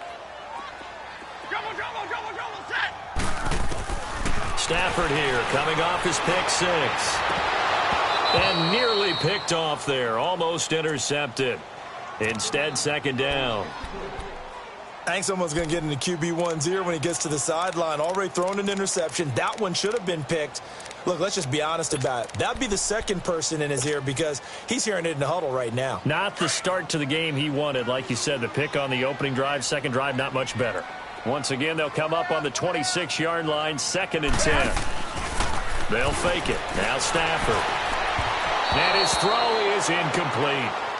He started out having some troubles back in the first half connecting with his receivers. Really hasn't gotten a whole lot better. Yeah, he's at less than 50%, and you and I both know that just won't do. So I would think about spreading things out, putting it on the receivers, make them win those one-on-one battles on the perimeter and find their way open. The Lions on 3rd down. They've hit it 50%, 3 of 6 to this point. This is 3rd and 10. Out of the gun, Stafford. Looking left side, and it's complete. It's a gain of 20 and picking up the first. You cannot write these guys off just yet, not with a quarterback like that under center. You mean it actually crossed your mind with him running the team that you could actually maybe write this game off? Not yet. Not a chance. Not with him. We've seen it too many times. And the pressure gets to him and brings him down. Stafford is sacked. Vic Beasley in there to drop him for his 5th sack of the year.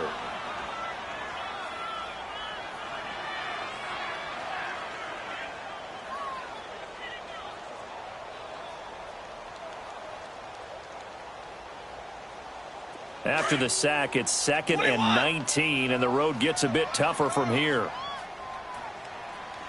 Give me radar. From the gun, Stafford. He's going to rifle one deep left side. So the long attempt falls innocently to the ground, and it brings up 3rd. This defense was definitely alert to the possibility of the deep ball, and they were more than ready for it. They've got the lead, 4th quarter. Maybe can expect more passes like that downfield.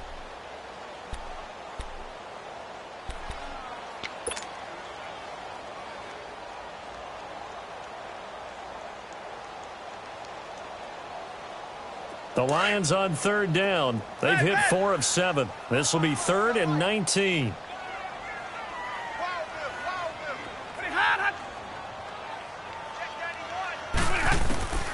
Operating from the gun, Stafford. Chargers able to get the pressure and bring him down. Daniil Hunter in there to get him, and that's sack number 8 for him on the year.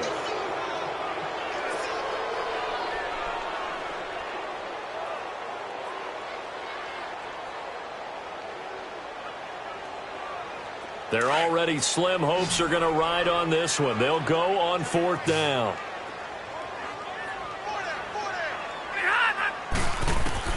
As expected, they're going for it to keep the drive alive. And the pressure gets to him again. Time for a break. We'll come back and see this one out after this. No. Check. Patriot. Gone.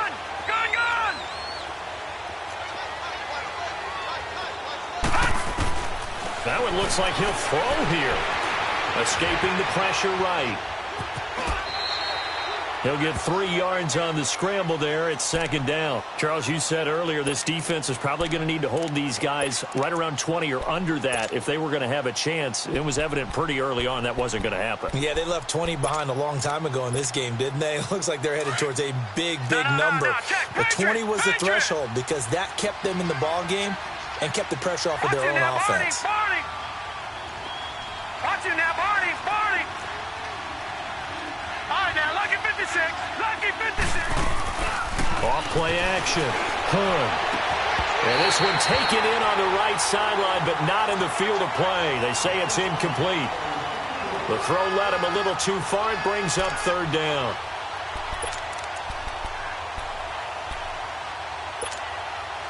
They head to the line facing a 3rd and 7 following the incompletion on second down. And on the ground they go with a running back. And able to get him down, but he does reach the 5. They're able to convert on third down, and that sets up a 1st and goal. Boy, he does it at a high level, doesn't he? Because when I watch him, I think of his vision. Straight ahead, peripheral. Also has that sense of where holes are going to be before they actually open. I think that helps set him apart from many of the other backs in the league. And the movement there coming from the middle of the line. And you understand he wants to get off the ball quickly, but the ball's right in front of him. He has to watch it move first. So now from half the distance closer, here's 1st and goal. Now they'll run it on the toss. And he is into the end zone. Touchdown, Los Angeles. A great effort there with touchdown number 23 here on the year. And the Chargers are going to add on to their lead.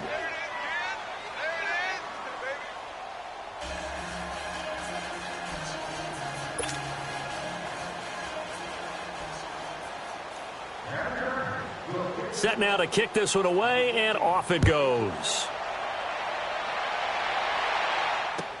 This will be taken to the back of the end zone. So out now come the Lions. They're down big here late. I don't know. You just one last drive here for pride? Some people like to do that. I remember playing for a guy once. We were down huge, and someone said, "Coach, what do you want to call?" He just waved a hand like, "Who cares? Let's get out of here and do something some other time." But some teams like to do something at the end to feel a little bit better as they continue. And for a 3rd time tonight, he's intercepted. Picked up by Denzel Ward. Well, that's 3 picks he's now thrown in this game. And I know this, the holiday season, because here we are in December. Season of giving. Right, it is the season of giving. Maybe for his own sake after the game, he may have to announce that he's donating certain amounts to charity for each interception that he threw. Steps away to his left. He'll wind up getting 9 after tucking it and running, so it'll leave him with 2nd and a yard. Okay, he's not going to get the first down, but this is still a nice job of buying some time and then running to get to the sideline and get out of bounds and avoid the big hit.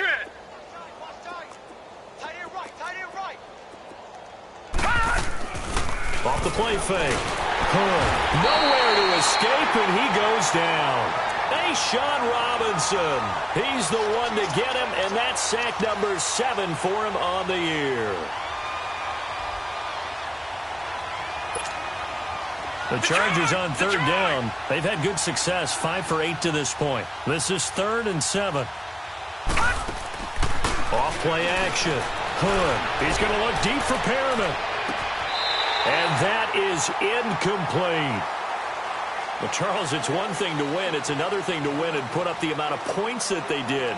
Boy, were they clicking on offense. They can't help but feel great about themselves, can they? I mean, what a game to put up that number of points, continually feeling like they're moving the ball and things are working and clicking. They think that they can bottle this and carry it with them. And as an offensive coordinator, you just don't think you can do anything wrong. Whatever you call, run, pass, it's all going to work. That's called being in the zone.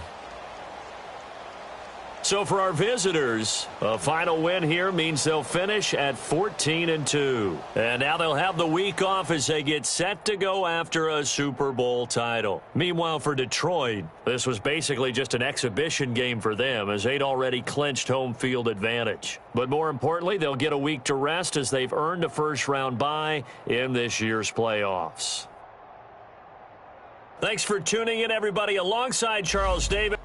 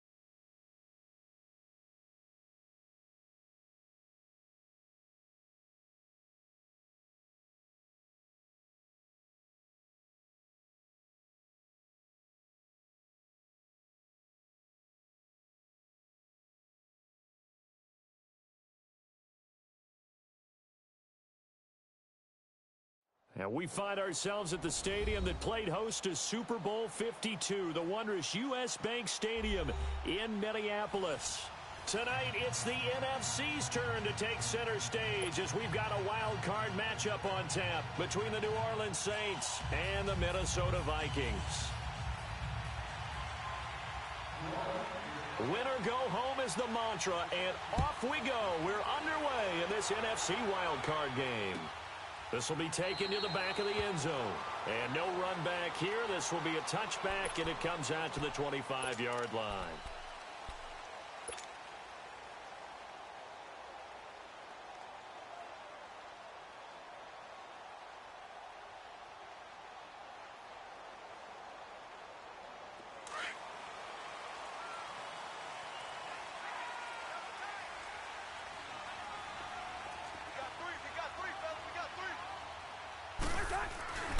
Now the first carry for Dalvin Cook.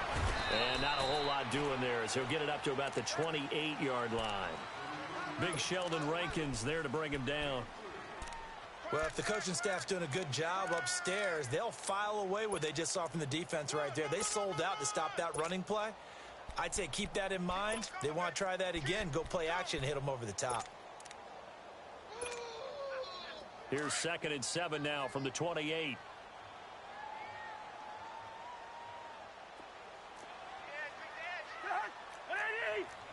Hey, 382, Liz 50. Black play. Cousins now on 2nd down. Being chased out left. He's got it complete to Stephon Diggs. And they work this well upfield across the 45. A good pickup there of 20 yards. As a general rule, offensive linemen like to know where their quarterback's going to be when he's setting up to throw the football. But sometimes they just have to get on the run, get on the move. He was able to do that on that play and picks up a first down with a nice throw. Cook. And he's going to be met at the line of scrimmage and taken down. No gain on the play there. 2nd down. Defense able to get there, swarm to the football. Zilch, 0 nada there for the offense, Charles. Yeah, it really was an example of good team defense, wasn't it? Everyone handled their responsibilities, and they held them to no gain. Go ahead.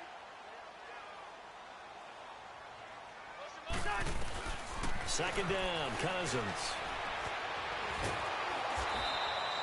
All in all, no gain on the play, and it'll bring up 3rd.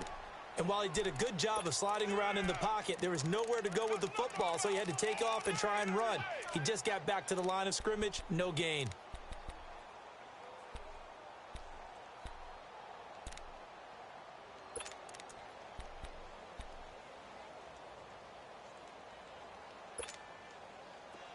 The Saints with an extra defensive back here on 3rd on the field. Could they blitz? Yellow. They go play action. Cousins. Throwing for his running back, and he's got him complete. And he'll get it out a couple yards shy of midfield at the 48. Call it a 1-yard gain on the play, and it'll be 4th down.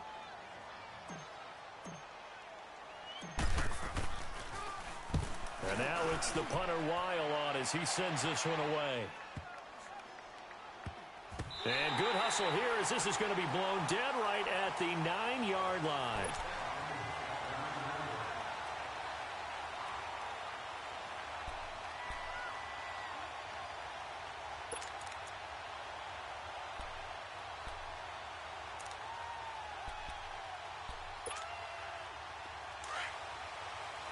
All right, now, lucky 56. Lucky 56.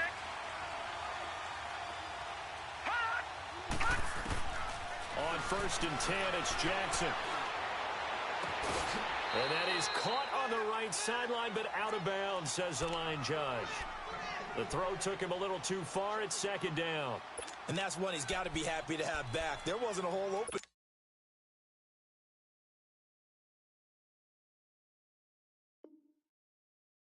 in the zone. You'd have to think on early downs like that, 1st down there, need to be a little bit more careful. Yeah, fortunately for him, got a couple more downs to play with. Jackson now on 2nd and 10. He'll get this out to his running back, P-Ryan. And able to get it here to about the 16-yard line. It's a gain of 7, and just like that, it's 3rd down. But it's tough to be a defender in today's NFL because there's so many things to account for in today's passing game, including the back sneaking out of the backfield.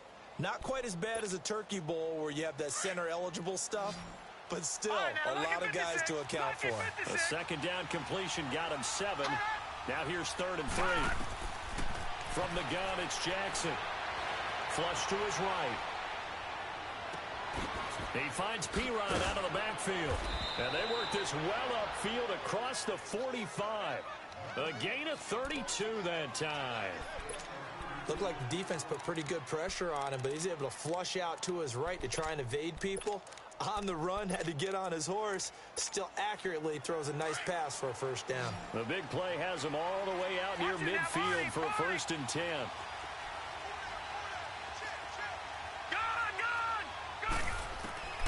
Jackson on first down. He's going to walk one. Deep left. That's caught inside the 20. That one goes for 36 yards. Press coverage on the outside, and for defenders, that's the ultimate risk-reward. If you take the risk, can you reward yourself by keeping them on the line of scrimmage? But no, not on that one. Got the step on him. Now it's just a matter of laying the ball out there for him to go get it.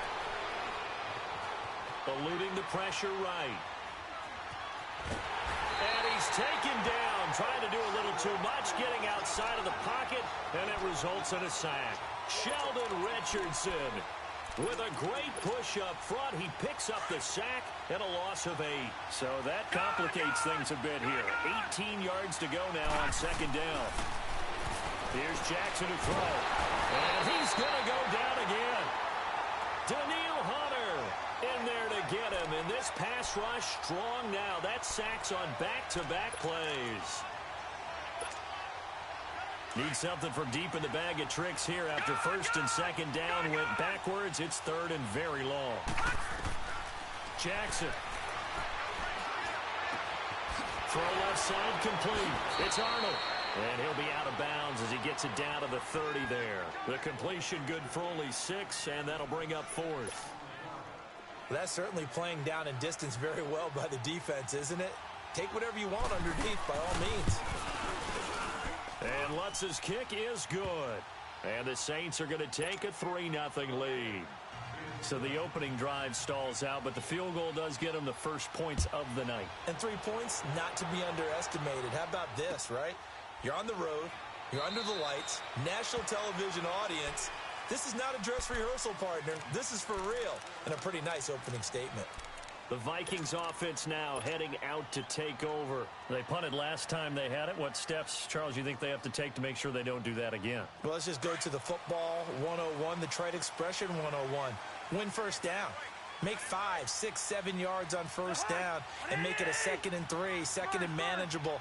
Keep accumulating first downs that way. Keep moving the football. You don't want to get behind the sticks because then the defense has the advantage. And able to break one tackle, but then quickly brought down. But a nice little gain. It's a 9-yard pickup on the play, and it'll be 2nd and about a yard. They'll run it now out of the gun. And he'll be brought down shy of the 40 at the 38-yard line. The gain of 4 that time as the drive continues.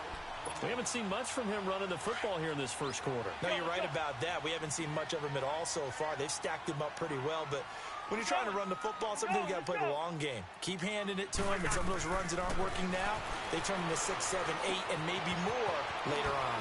Firing quickly here, and that's complete. First catch of this wild card game for a 1,000-yard receiver in the regular season. He's got a first down, too. Doesn't matter whether it's a zone coverage or man coverage, the drag route can be effective when it's run well. So in Saints territory now. Here's 1st and 10 at the 49-yard line. Now Cousins. Wide open receiver complete. A really nice gain of 25 yards.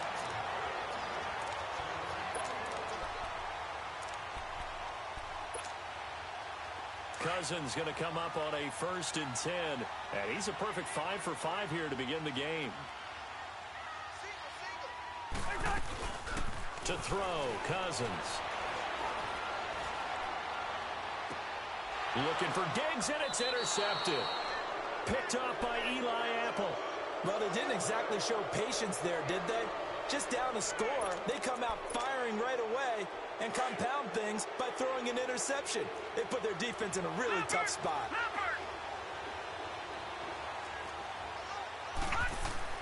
After the interception, here's Jackson. And he is not going to get away. The rush was too strong, and this is going to wind up a safety. And you know, the man who sat in my chair the last few years, he has a theory. These plays, these safeties, they're so rare. Maybe they should be worth more than 2, maybe 4 points. I think he's got a great point. I really do, Brandon. But I would go ahead and up it to 6. I'm a former defender. Oh. To me, that's like scoring a touchdown. Easy now. I'll go 4. I don't know about 6. Come on. Come up to 6. A lot of points.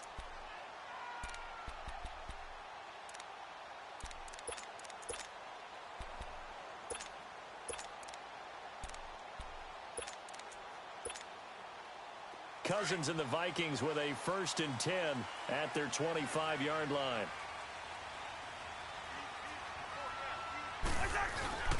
They start the drive with Cook. And he'll get this one up to the 26. Credit him with a 1-yard gain there to make it 2nd and 9.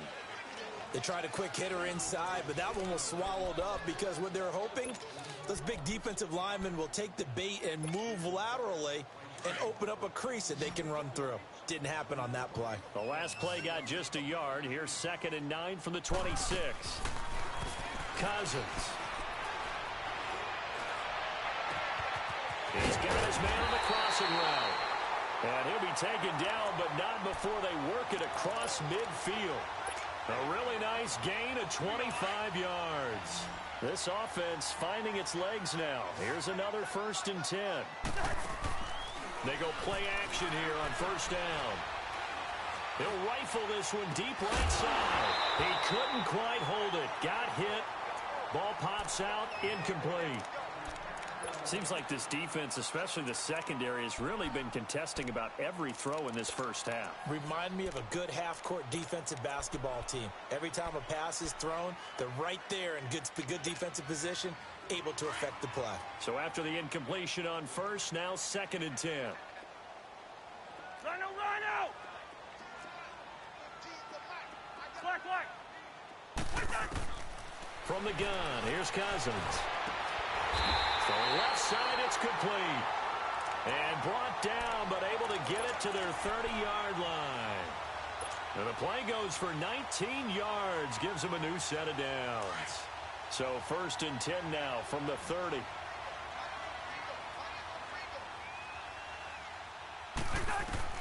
Cousins on 1st down. And he will find his man on the outside. And he'll be a couple yards shy of the red zone here at the 22-yard line. A good pickup there. 8 yards on the 1st down completion.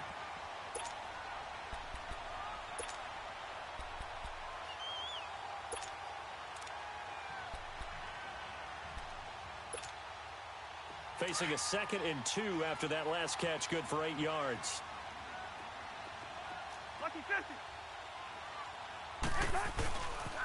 They pitch it out to Cook. And he's going to lose yards. They take him down at the 26. That'll go as a loss of 5.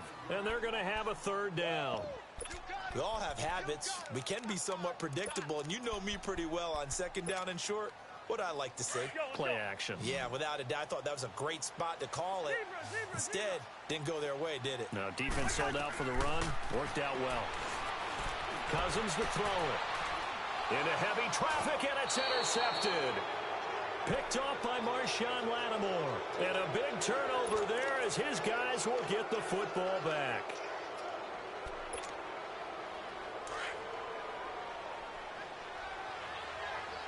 All right, now, lucky 56. Lucky 56. Throwing on 1st down, it's Jackson. Throws right side, and that's complete. First catch of this wild card game for a 1,000-yard receiver in the regular season. He's got a 1st down, too. Right after the turnover, they come out throwing. And that means it's a sudden change situation. We used to practice it on defense. Sudden change, get out there, stop the offense. But you typically run out there a little bit unsettled. I think that's why he came right out throwing the football, hoping to catch him off balance. And he did. And they take him down, losing yardage back at the 27. That'll set him back with a loss of 3 on the play. And it'll bring up a 2nd and 13. Leopard!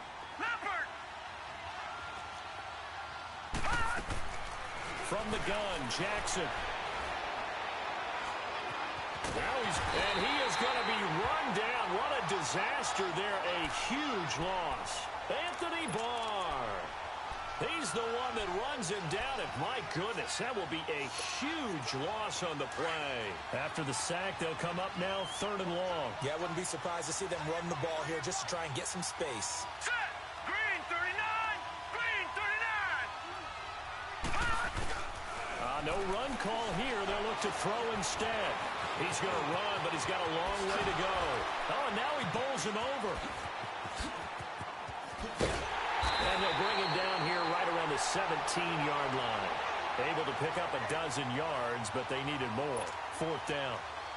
Well, it's not going to be a first down, but that's a nice job of picking up yardage on 3rd and long. Sometimes you just have to take what the defense gives you. And in this case, it wasn't enough to pick up the first down. This is fielded at the 27. That'll be put in the books as a 53-yard punt. And the Vikings will take over here 1st and 10. And now out comes Minnesota. And 2 interceptions thrown here in this first half. You hear it, no matter the sport, they say the great athletes, they can kind of have a short-term memory, but that's easier said than done. It is easier said than done, but I played with a guy who threw 2 interceptions in the first quarter of a really big game we were playing. Johnny Unitas? And no, not quite at that level and not at that age. But I was going for the age. I remember looking over at him, and he was smiling. And I thought, what is he smiling about? It's because he had enough confidence in himself that that was a fluke. And he went out and played pretty well the rest of the day.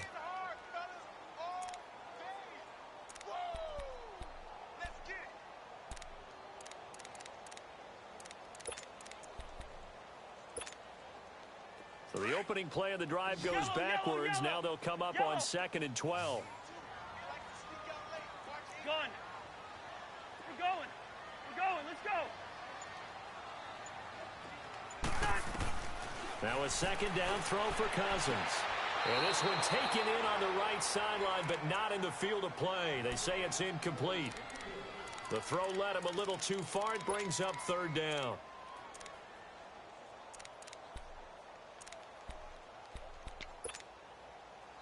An incomplete pass on that last play, and that means they'll need to come up with something here on 3rd down.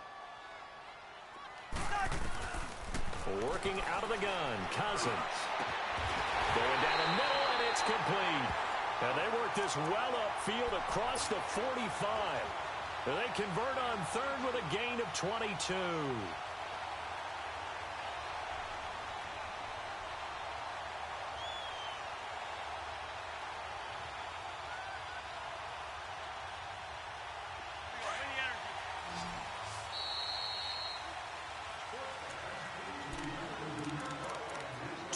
To play here in the first half. Back with more NFC playoff action after this.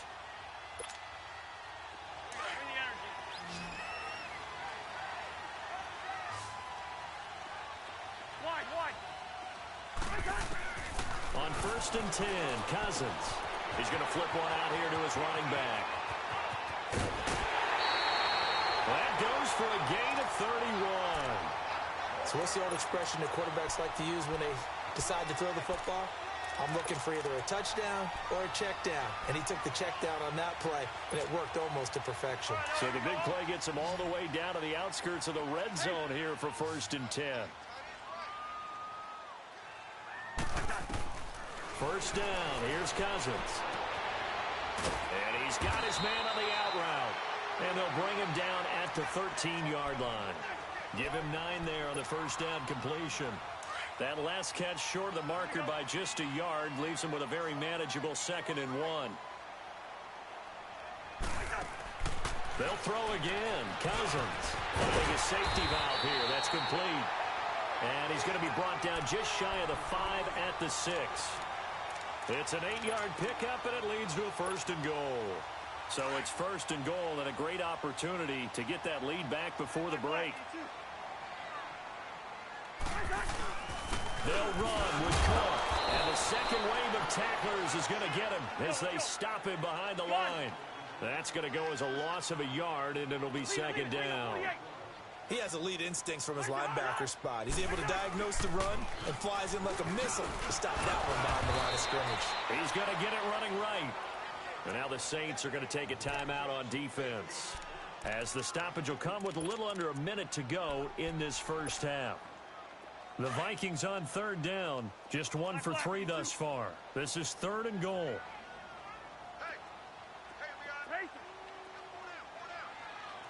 ahead. Two. Black. Place it hot. Here's Cousins. And it's intercepted at the goal line. Snags it for the pick. And he'll be brought down at his own 10-yard line. Brandon, this is why golfers do their best to never count a score in their head before the ball goes in the cup. This looked like a slam dunk for points on this drive, didn't it? Instead, they throw an interception, and they're going to come away empty. Jackson.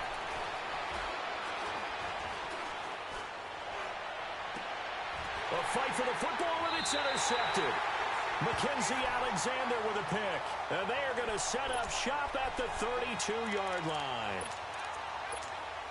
Well, this is one of the downsides of being a rookie quarterback. You know you're going to get called out about everything you do that goes wrong. Here, maybe he's a little uncertain about where to go with the football. And at this level, uncertainty equals turnovers. And this one winds up being intercepted. And he just gets rid of it, throws it away. A wise move there, looked like nobody open, now second down. Defensively, Charles, they continue to really limit this offense as far as yardage goes. Yeah, you're exactly right. They've been assignment sound, staying in their lanes, keeping proper leverage, and communicating well, too.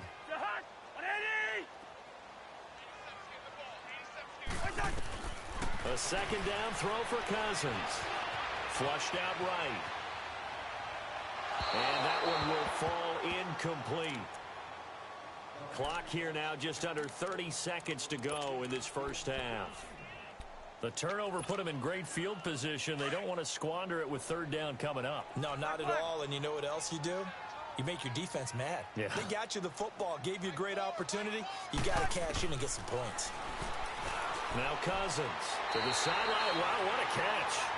Doesn't get a lot out of it, but he is able to keep the feet in bounds. It'll be a 3-yard gain, and that'll bring up fourth down. Oh, they get to the football. It's blocked. But when it all comes together and you get the field goal block that's been designed, that's been drawn up, everyone has to feel good about it on that side of the ball. How about that one there? To the left side, knew what they had. That's where they wanted to be, and they got their designated guy turned free. So now a chance for points in the opposite direction after the blocked field goal. Trying to shake off the interception. He'll look to throw. Escaping the pressure right. That'll be incomplete as the clock will stop with 14 seconds remaining. Samaje Perine, the intended target. And that'll bring up second down. They'll try again from the 36 on 2nd and 10. Detroit! Detroit! Again on 2nd and 10, it's Jackson. Buying time to his left. Got an open man. It's Michael Gallup. And this offense going to elect to burn a timeout with 5 seconds remaining in quarter number 2. The offense on third down tonight, just 1 for 3 thus far. They're looking at third in the nose of the football. Final play of the half here. It's Jackson. He sets to fire deep. It's incomplete. Took a shot, couldn't connect. So we come upon halftime here in this NFC wildcard matchup. As we send you down to Orlando, where Jonathan Coachman has our EA Sports halftime report. Coach, one of these two teams about to play their final half of the season as we're back at it in this NFC wildcard bout. And no run back here. This will be a touchback, and it comes out to the 25-yard line. Out come the Saints now. They'll go on offense first here to begin the third quarter. They have the lead. Now they'll be looking for some separation here as we begin the third quarter. I like the way you term that, because now I think they go a little bit deeper into their playbook.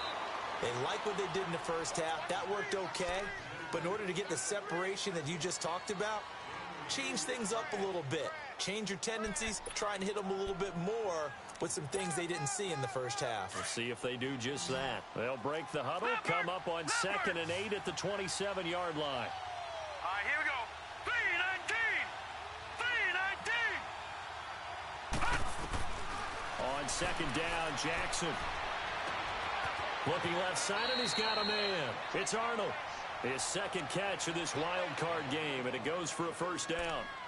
When an offense reads blitz, doesn't matter where it's coming from, tight ends know that they become a big part of the passing game because they should be an easy outlet when all those extra bodies are trying to get to the quarterback. A hot route, so to speak. Here's Perine.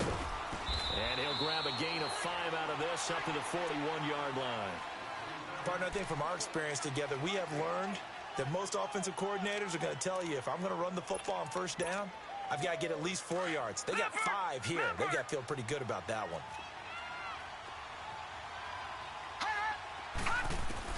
Now Jackson on second down. It's a short one here, complete to the tight end. And he'll be taken down at the 46-yard line. It's a pickup of 6 and good enough to move the chains.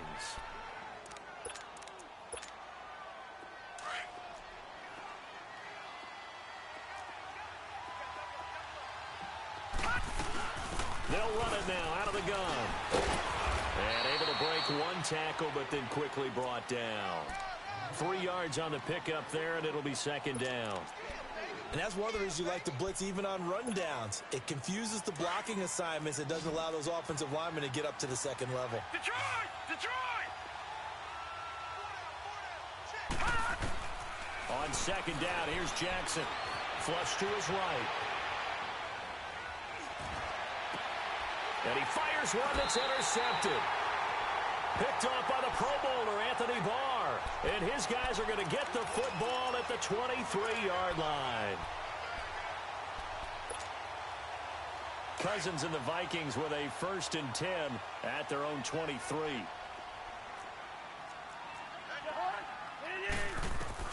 Following the interception, Cousins throwing for his running back, and he's got him complete. And he's able to get up here to the 26. Call it a 3-yard gain, and it'll make it second down. Everyone's got to be able to catch the football. Doesn't matter what position you play, but if you're on offense, be aware a ball may come your way. That first down completion only netted him 3. 2nd and 7.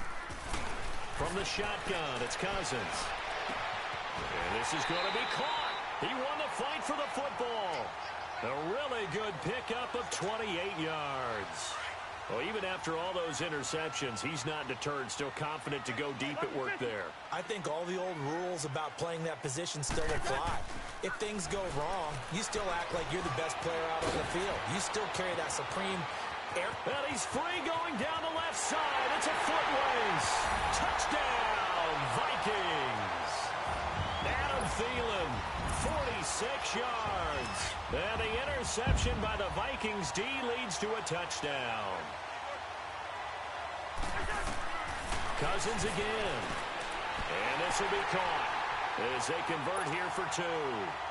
And the formula there on the 2-point try, they go 5 wide. Not even the option to hand the ball off. They got it. They tried to create space, and there isn't a whole lot of it there. For the defense, what you're trying to do is make sure that if they're going to catch the ball, make them catch it behind you because they run out of space with the back line.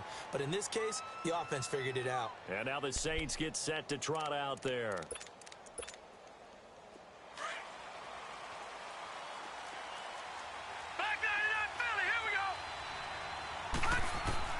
They go back to the air here after the INT on the last drive. And he goes out of bounds just shy of the 45. First play of the drive, a success, 19 yards. You know, despite the scoreline, I think they've got to like where they are here. They're on the road and just one big play away from getting right back in this game. I'm going to follow right along with you because the spot they're in now is a credit to their defense. They've kept them in it by making the plays that they've made, and that just means you're one big score away from being right back there. Now, the question is, can this offense step up and make that play? Because that's been an issue for them in this game. They give them 13 yards there on the play and a fresh set of downs. Now a play fake here on first down. And that is incomplete. A pretty good coverage there, and both of these defenses, they've had good coverage throughout this one. No doubt about it, and in today's NFL, where we're used to a bit more scoring, this feels almost like a well-pitched game in baseball on both sides where the tension continues to build. Who's going to make the big play?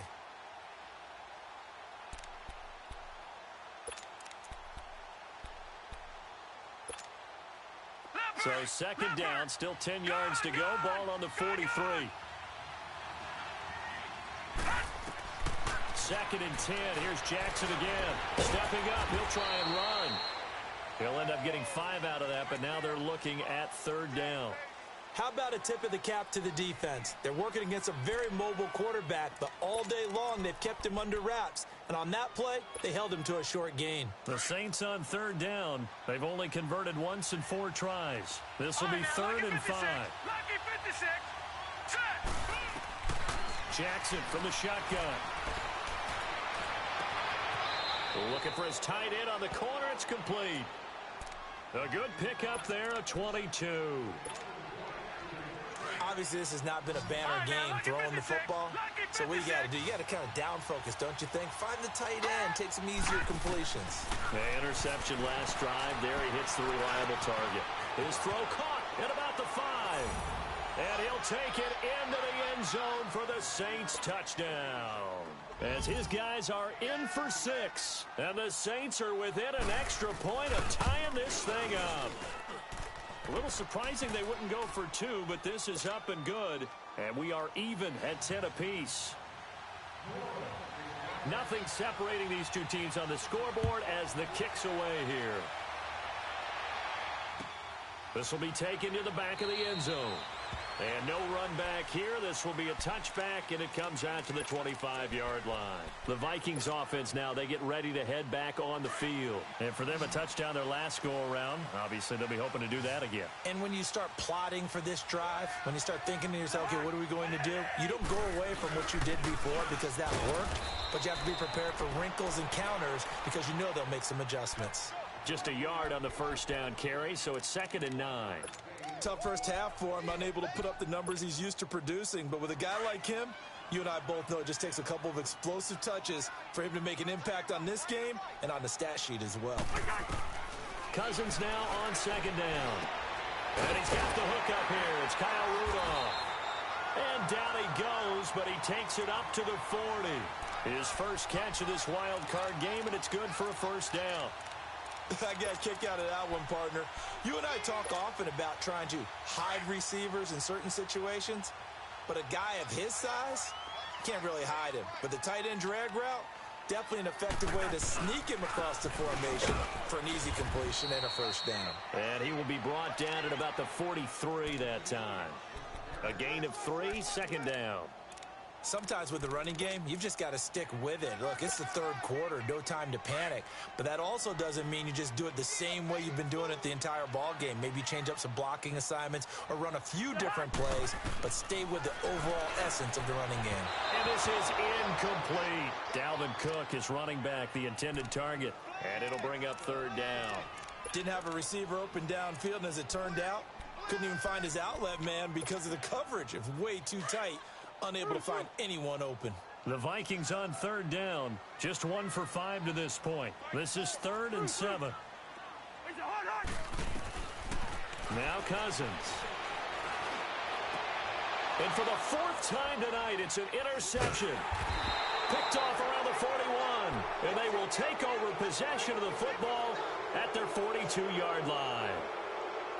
And, Brandon, this is a real nice job defensively of getting inside a quarterback's head and figuring out, okay, where's he going with the football? Because you can make an educated guess defensively, not all the time, but sometimes. And when you're right, you've got a decent chance of coming away with the football. And he'll lose yardage here, back at the 41.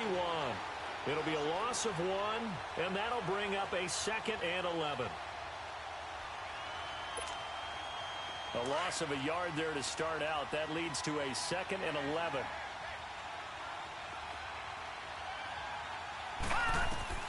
Jackson now looking to throw on 2nd down.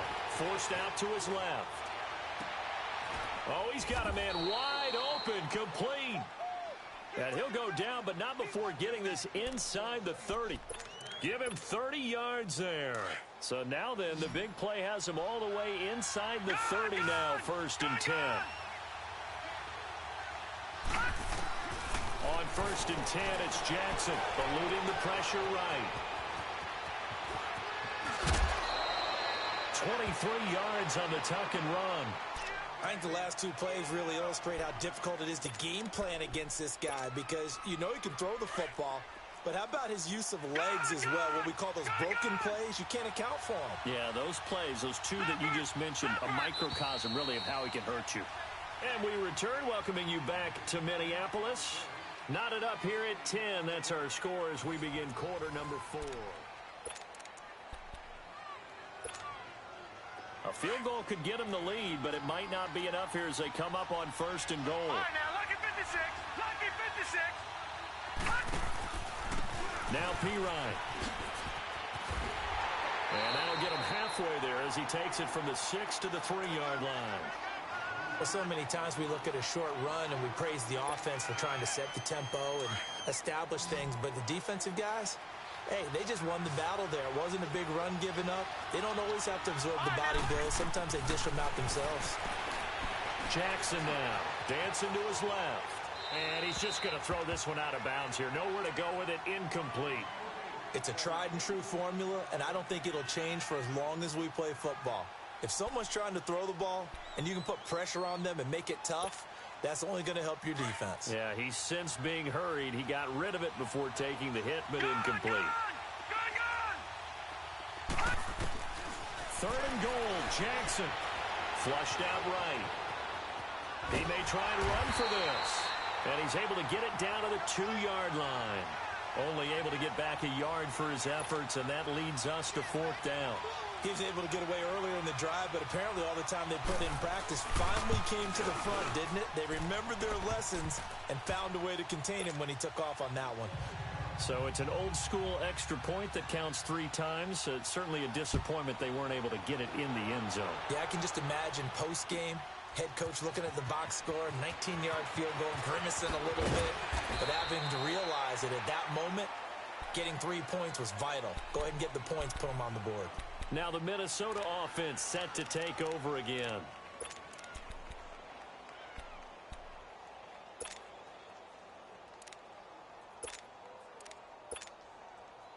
Cousins and the Vikings with a 1st and 10 at their own 19-yard line. Gun. Rhino. Go ahead.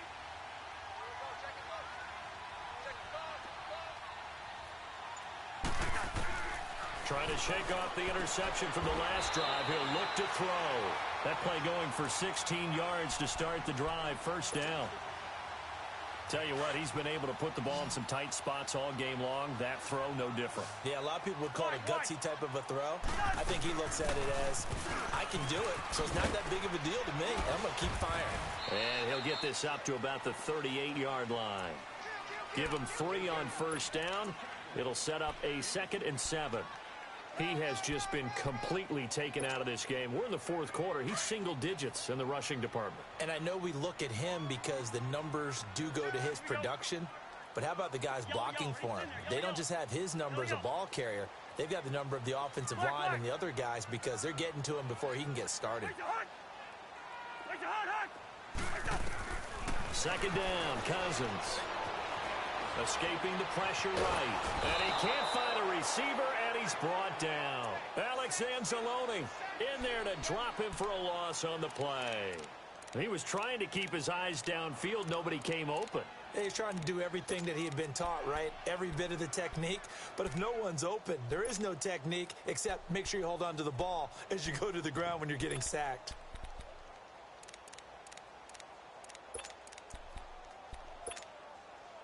One of the bigger plays in the game thus far, and the crowd getting into it as we come up on a big 3rd down. Rhino. Yellow. Ready, in there. Yellow. From the gun, here's Cousins. And he's able to find Diggs. His 2nd catch of this wild card game, and it goes for a 1st down. And with that last play, he's now up over that 300-yard mark. And in today's NFL, it almost feels routine. And I hate that when you talk about a 300-yard passing game. To me, 300 yards still signifies excellence, and he's achieved that in this performance. That's going to go as a loss of 2, and it'll be 2nd down. He continues to struggle to find a crease to break off a big one and might need to just put that aside and just try and ram his way forward and get what he can. Here we go.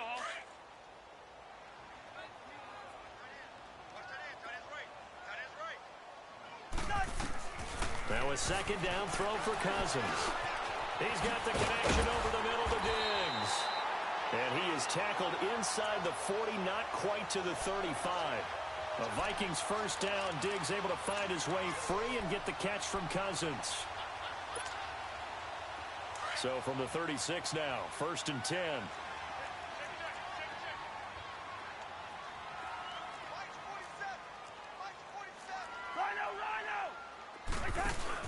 They go play action here on 1st down. And a flag comes in as that one falls incomplete. Well, let's see who this is on. In the pocket, chucked it away. Flag comes down. So you got to move a little bit, right? Know where you are on the field, have some awareness. Tackle to tackle. You got to get outside of that tackle box in order to get that done. They lose the yardage, and, of course, they also lose the down on the grounding call, and it's quickly 2nd and long.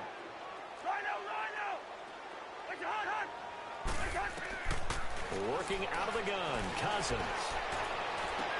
And, a crusher there as it's intercepted. Picked off by the linebacker, Demario Davis. And his guys will take over at the 25-yard line.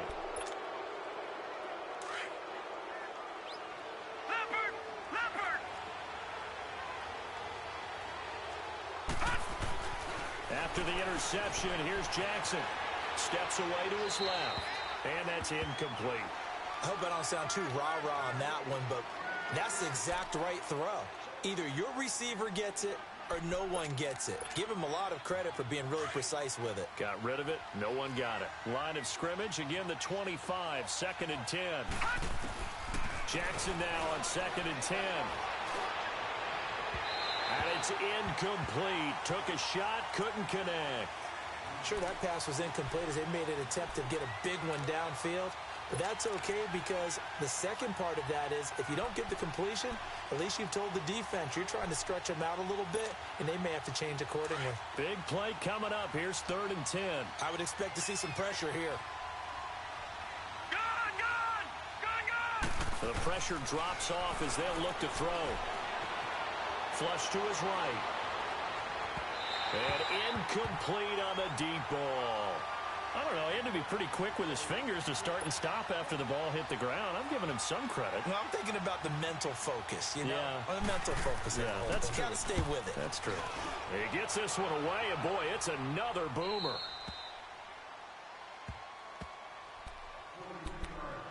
Time for a break. We'll come back for the electrifying conclusion after this. Gun.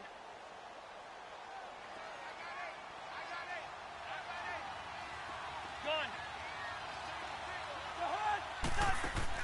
Back to throw. He's going to let it fly. And he can't hang on to it. That would have sealed it. Instead, 2nd down.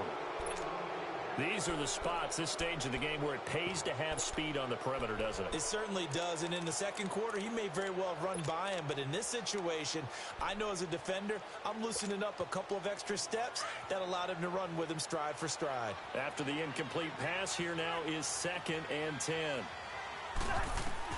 He'll look to throw. And his pass, incomplete. So back-to-back incompletions, now 3rd and 10. And first things first, before you think about marching the ball down the field, you got to move the chains. You're exactly right. Got to get back into focus here. Get the first down. That's what's vital to them. The Vikings on 3rd down, lacking much success, just 2 for 7 to this point. This is 3rd and 10. He's back to throw. Open man is Thielen is complete. And he's taken down right at the 45-yard line. They convert on 3rd with a gain of 22. Here we go. Let's go.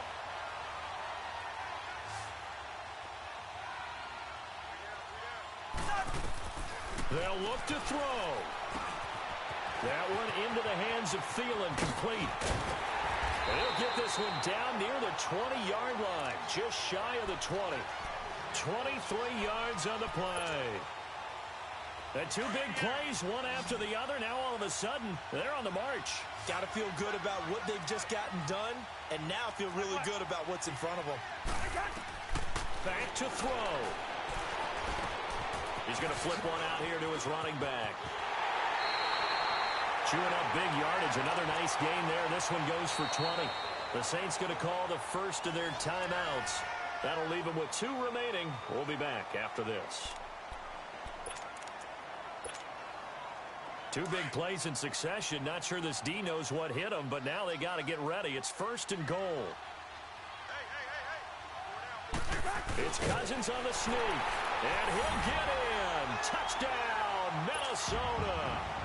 Kirk Cousins in the final minute, and the Vikings have taken the lead here in the 4th quarter.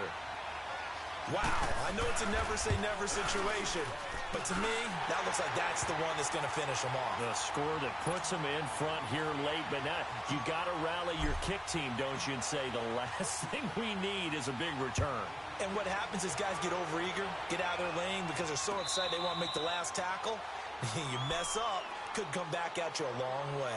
The Saints coming out now to take the field. They're down here in a 1-score game, but the time, it's a factor, but it's not a huge factor right now, is it? It's really not, because this amount of time gives them a chance to run their offense, to go through play sequences.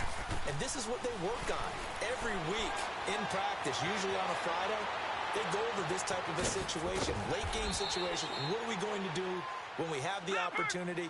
They've called these plays a bunch of times. Now's their chance to execute them. They have the opportunity now. Here's the execution. Here's Jackson. Being chased out left. Now a desperation throw deep downfield. So they took a shot on 1st down, but couldn't connect. He was unable to complete it there, and just not the game that you would expect from him. He's been off the mark really start to finish. Yeah, it makes you wonder what exactly is going on. Is he a little bit dinged up here, or is it just off just by a bit? Maybe he can get it back in this situation. He'll need to. Throwing now is Jackson. Buying time to his left. He's going to let it fly. And this is caught. Touchdown. And they've taken the lead here in the final minute. Might be seeing that one on the highlight shows tonight. The home run ball here in the 4th quarter to take the lead. There's nothing like being aggressive, preaching that to your team, and then following through. All the way through. Go ahead and throw one more up there. Why not? Been a great game, and we are not done yet. Morstead, the punter, out to kick it off. This will be taken to the back of the end zone. And with time a factor here late, he'll just take a knee and they'll put it out to the 25. Now the Vikings offense gets set to take over here. They only need a field goal. Obviously the clock a huge factor. They'll be watching that. What do they need to do here, Charles? Your sequence of plays has to get you out of bounds. Completions, get out of bounds, gain some yardage. Then when the clock hits 7 seconds or left, now you've got a decision. Are you in field goal range, or is it Hail Mary time? Because from 7 seconds down, you don't want to take a shot that you're going to have another play. We'll see how they handle it. Now a desperation throw deep downfield. And, a crusher there as it's intercepted. Picked off by Marshawn Lattimore. And his guys are going to take over at the 21-yard line. What a nightmarish game he's having now. 6 interceptions that he has thrown. Absolutely unbelievable, isn't it? Hard to believe we're watching this and have seen it, but it just tells you about the game of football. It giveth and it taketh away. Yeah, the guys, though, that have thrown 6 interceptions in a game, the likes of Peyton Manning, Brett Favre, I think Joe Namath, he did it 3 times. Second and 9 now from the 21.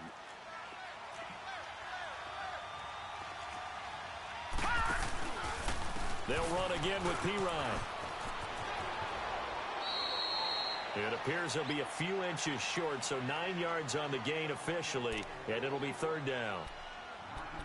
He was close to flirting with that sideline, but able to stay in bounds like his coach wants him to do and keep that clock moving. Isn't it funny that we're watching this play when we had that discussion just yesterday about this? What do you do in this scenario? What do what's your mindset? It appeared to me that he'd totally forgotten that he needed to stay in bounds, and then at the last second, oh no, I better get down. And he ended up doing the right thing. But at that point, maybe, close, to let this slip away. And as is to be expected, this is nowhere near being good from that distance. Their coaching staff, they were pretty adamant beginning of the year. Our goal is to get to the Super Bowl.